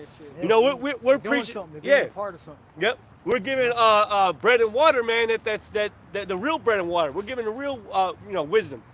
You know, they're giving, you know, fucking false hope. The foul bread over there. False hope. Yeah, but I got a preset. God, but anyways, the point is like this is the scriptures, and they'll see this and they'll seem like this is, you know, strange and vain, and like it's not. It's clearly they'll say that's clearly not of the Lord because look, they don't got no followers. But that's what the scriptures speak. The scriptures speak that. It happened to all the apostles, prophets and apostles of old. We're not in the church. Yeah, oh yeah, we're not in the church yet. Building. Yep. Yeah, where's y'all temple at? We don't need no. The scripture says the Most High said that dwell in temples made with man's hands. Bummer lights. Yeah. Why you don't teach on Sunday? Why would we teach on Sunday, the first day of the week? You know. That's Sunday. Happy Sabbath. It ain't the Sabbath. Yeah, that's not all because it's Friday night and that ain't the Sabbath. Right, yeah, that's Sunday is worship of the sun. That's literally what it is. Yep. But hey, listen, our people just don't know, man. They don't know that, and our people don't consider. Our people don't know, and they don't consider. They don't consider that what we're doing is a right. They just stuck in the normie tradition. Yep. Exactly. Yep. That planetary Christianity, you know? Yeah, they have Halloween. Oh, Halloween, yep. Everyone decorating for that, yep. Hey, Jake getting ready. Pumpkin house. Yeah, Jake pumpkin patch. Hey man, Jake getting ready for Thanksgiving still. Oh yeah, they already hyped. Jake getting ready for Christmas putting already. their orders up. Yeah, they getting Oktoberfest. They have the beers, they have certain lagers and all that stuff. Whatever you call it. I'm not a beer person, so it's time of season for the exotic beers. Yeah. You say you got a precept? This Wisdom of Solomon 5:1. Then shall the righteous man. Oh, that's a beautiful precept. Yep. Read right through that. Then shall the righteous man stand in great boldness before the face of such as have afflicted him. Yep. And we'll receive that boldness right now. You know, we ain't doing nothing out of pride. We ain't doing nothing out of hey, listen. All we're coming is in the words of this book, in the spirit of Yahweh Shema Shai, and we're gonna get our glory in with Yahweh Shema Shai in due season, man. And we're going to stand in great boldness. Go ahead. And made no account of his labors. Yep, they made no account of our labors. And I wanted to say this, I said it a little bit earlier, but we ain't out here to, commit what Esau would call a hate crime, all right? We ain't out here to rally up with guns and weapons and start taking down Esau's establishments and doing what these, little fucking two-thirds be doing, ransacking these Wawas and ransacking these. Yeah, we're not. We're professional Israelites. Exactly. Yes. Yeah, we're not trying to argue with the cops and call them. Listen, we're moving subtlety. We're professional. Yep, we're trying to. We're making sure a soft answer.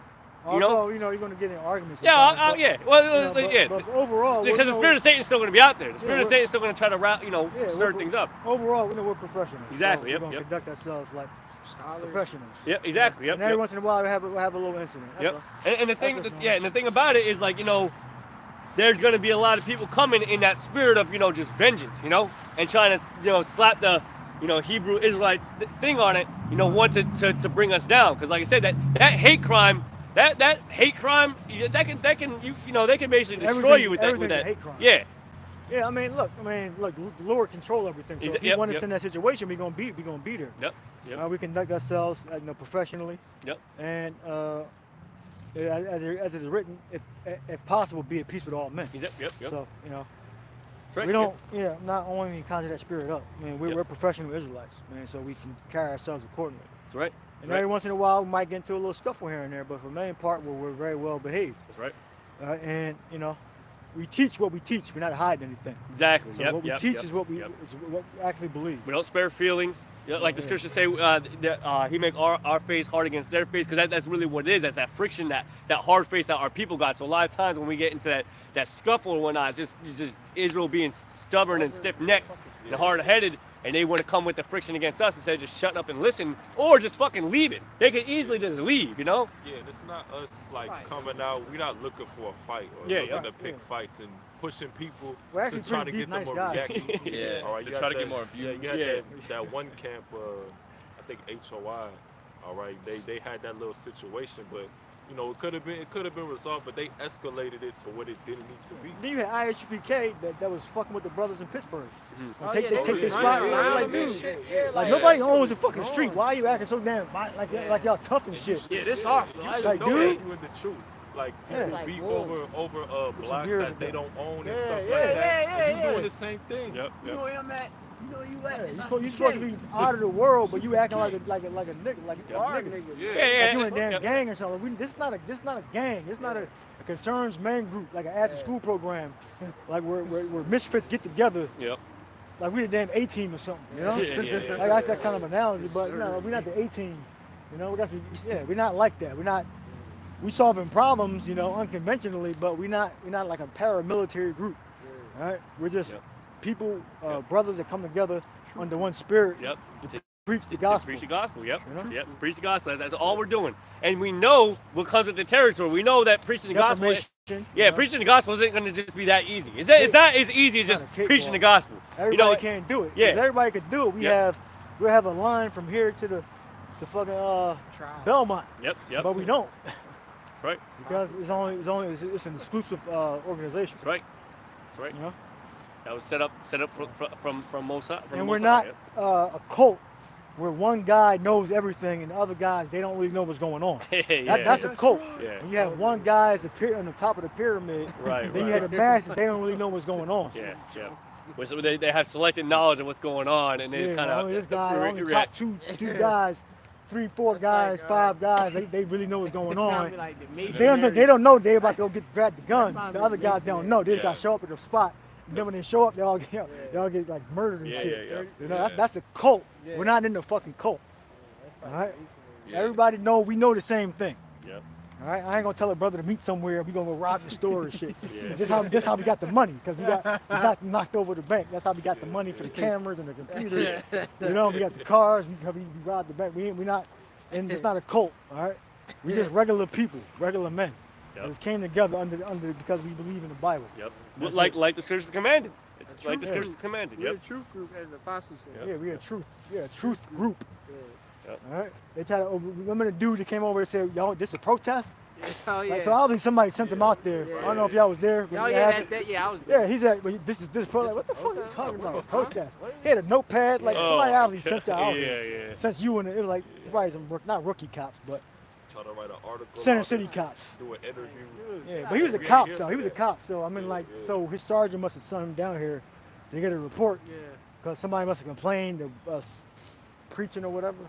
Yep. Like why? Like y'all protest? What the fuck you talking about? That's like a. See, actually, you gotta watch what words you use, because they designate those words to certain organizations and groups and movements. So I don't know what the fuck he mean by protest. Yeah, and then if you agree to that type of terminology, it is a protest, but it's not. I don't know what the hell he mean by protest. Yep. We're just reading the scriptures. Right. And then, like I said, if you agree to that certain terminology, then they can kind of like group categorize. Yeah, they can hem you up into certain like like legality things. Like, okay, well, do you have a do you have a permit to do this? Did you go to the city to do this? Right? Like, no, we're out here on a public corner, in a public area, preaching the word. There's nothing wrong with that. Remember the dudes out there, we had to have a permit for the sign? Oh, yeah. It's a set. Like, shut the fuck up. That's not true. That's not the law. You didn't build no set by putting a sign or a bag you're blocking the walkway. Yeah, well, that's why we keep the walkway open. We was on March. Keep the walkway open so they can go through. Yeah. Right? Justin's very busy. That's why when the boys went to South Street, it was kind of stupid to go on South Street, because South Street was crowded. Almost getting hit by cars, trying to walk. Oh, I know, right? We look like you walk through, and no. Yeah, they be like, oh shit. Figure out what the fuck they doing, shit like that. Like crawling under the camera. Like the camera not even pointing at him, and they crawl. Yeah, and then it's crazy because I remember, when me and brother be on the other side, they would just be squeezing by. Like, just walking. Just walking. Bumping you and shit, trying to get out. Clearly be pointing over to us, but then they look at the video and they be like, it's some bullshit because you be standing there. Oh, excuse me, but you got a whole walkway like through. Like they're afraid. That's why they're doing that. They're afraid, and they want to be on camera. Right. I think they mainly afraid. I think it's not really the camera. They're afraid. Yeah, that's a good point. They feel like they just feel like they're disrupting something, but they're not. Like, you just go ahead. That's why you have some guys that will just walk like aimlessly. They don't even give a fuck. But like, then we throw the sign. We're gonna get back out there. Don't worry, we're gonna get back out there. Throw the sign in the middle, do experiment. Yeah. And then no one's the one that people really jumping over it. Yeah. Oh yeah. That's the funniest shit. Like that. Throwing treasure right down there on the ground. Yeah. To see if people walk on it. I'll even tell them. So you can step on it, and they said, "Oh no." That's Cristo. That's the holy when they Spanish word for holy. I remember the one guy. He was stepping. He down there broke his leg just trying not to step on the sign. He said, "Oh!" It's freaking like standing there trying to. I hope that sign make people start like dying and shit. Yeah. Yeah, and then Yeah, no, right? Hey, and then that's a good point because they are afraid. Because I remember when me and the brother used to be on the other side. You know, you had people actually coming to us instead of coming up to the actual to the head brothers to ask questions. They will come ask questions, and then as well talk shit. That's why, like, bro, what's going on over here? That's all bullshit. They try to pull you to the side and be like, yo, man, this ain't right, man. That happens to a couple of guys. There comes that wicked one, trying to take it away. What exactly you talking about? You might be more of a reserved brother, so they think they could, like, sway you and persuade you. Like, I can tell by your eyes, you don't think this is If you don't believe, Satan wants souls to go to hell. Listen, I got that. I think all of us brothers been there. Like they look at you dead. I know you don't believe it. I know you don't believe it. I got that. I got that before. Yeah. Oh yeah, I got that a lot. Are you with it? I know y'all Israelites, but what is he? It was some crazy shit. Cause I remember one time some Jakes just went up to me. He like, okay, so what would you do if I just fell on the ground and died? And then he came me, and then but no one else heard it except for me. Damn. And then basically like he asked me, okay, so what would you do if I just fell down? And I looked at him. He's like, I know. He said. You want to raise from the dead or something? No. He said, I know, like you would do something about it. Yeah. I'm like, okay. And then they just come out going, like, what the hell? I don't know, man. Our people are just bugged the hell out, man. It's bugged out. But anyways, go over that precept. Yeah. But to start over, Wisdom of Solomon 5:1. Then shall the righteous man stand in great boldness before the face of such... And who's the righteous men? The righteous men are going to be the elect in the nation of Israel that stood out here firmly, in the spirit of Yahweh Shemashai, onto the end, or from the moment they woke up onto the end, right? Because you're gonna have those people that came in that last trump that were believers at the end there. So it's those believers, that taught this word, that are going to be standing in great boldness. Go ahead. Before the face of such as have afflicted him. Right, and who afflicted us? First and foremost, our own people, right? Our own people afflicted us. The so-called, I'll say it like this: Esau, Edom, has afflicted us. The other nations, Moab, Ammon, Ishmael, fucking Ham, yeah. We got to be compared with Ham all these fucking years. All these years, we got to be compared to these damn doo-doo-eating Hamites. That's vexation in itself. Go ahead. And it made no account of his labor. It made no account of our labor. So like all that happened. Made no account of our labors. Go ahead. When they shall see it, they shall be troubled with terrible fear. Right. What are they going to see? They're going to see our salvation, and it's going to trouble them with terrible fear because it's going to be something that they've never seen before. They're going to, and even though they heard it, even though we made mention of it, and they might have heard us say it, and we came in the spirit talking about how our salvation is going to be with those what they call the UFOs, the chariots. There's still going to be something beyond their wildest imaginations. Well, even if all the stuff we saw wasn't the chariots of Israel, the chariots of Israel exist. They're going to come. So if we were wrong about one thing, it was an airplane, but we're not wrong, by the way. We're not wrong. They are chariots, but just because you don't see the evidence physically, the record is still true. That's right. Just for that record right there. That's it. And shall be last scriptures. And shall be amazed at the strangeness of his salvation. Yep. So far beyond all that they look for. So far beyond, and here's the thing.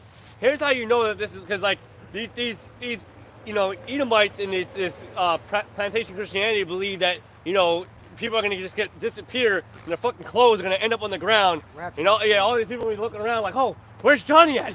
His clothes are here, but Johnny's gone. Like that ain't gonna happen, man. Yes, that is strange, but that's not the strangeness of his salvation that the scriptures are talking about. And sure as hell, little Johnny, a good example really of that strangeness of salvation. Well, the contrast is that actually is going to happen, but it's not going to be during the time of Jacob's trouble because we got to go through Jacob's trouble. Exactly. The rapture tries to say it's like during Jacob's trouble. The Christians are going to be saved from Jacob's trouble. No, the Christians are going to endure Jacob's trouble and be saved out of it. We're going to have to endure it. We're the real Christians, by the way. But they're going to see them getting beamed up. They're going to see the salvation happening. Right. They ain't gonna be perplexed about whether their what clothes happened. fall off or not. Yeah. I think they got that from Elijah. Yeah. I think that's where they got the clothes thing. Because Elijah's mantle fell down Okay, con. when Elijah went up, and then Elisha took the mantle. Yep. And he parted the waters with the mantle. Yep. That's why I think we get the clothes thing coming Yep, off. yep. That could happen. Yeah, or your clothes could disappear too. Well, and disintegrate. my thing, and that's a good point, Thor, for cleaning it up. But my thing is like they're seeing his clothes, and like trying to figure out what happened to Johnny. Where's Johnny at? Like, no, you're gonna know that you're gonna see. Yeah, you're gonna see. You're gonna see the brothers and the elect men being beamed up and being saved. You're gonna see that. You're gonna be like, damn, and you're gonna know. You're gonna know that that's what's happening. That they are being saved.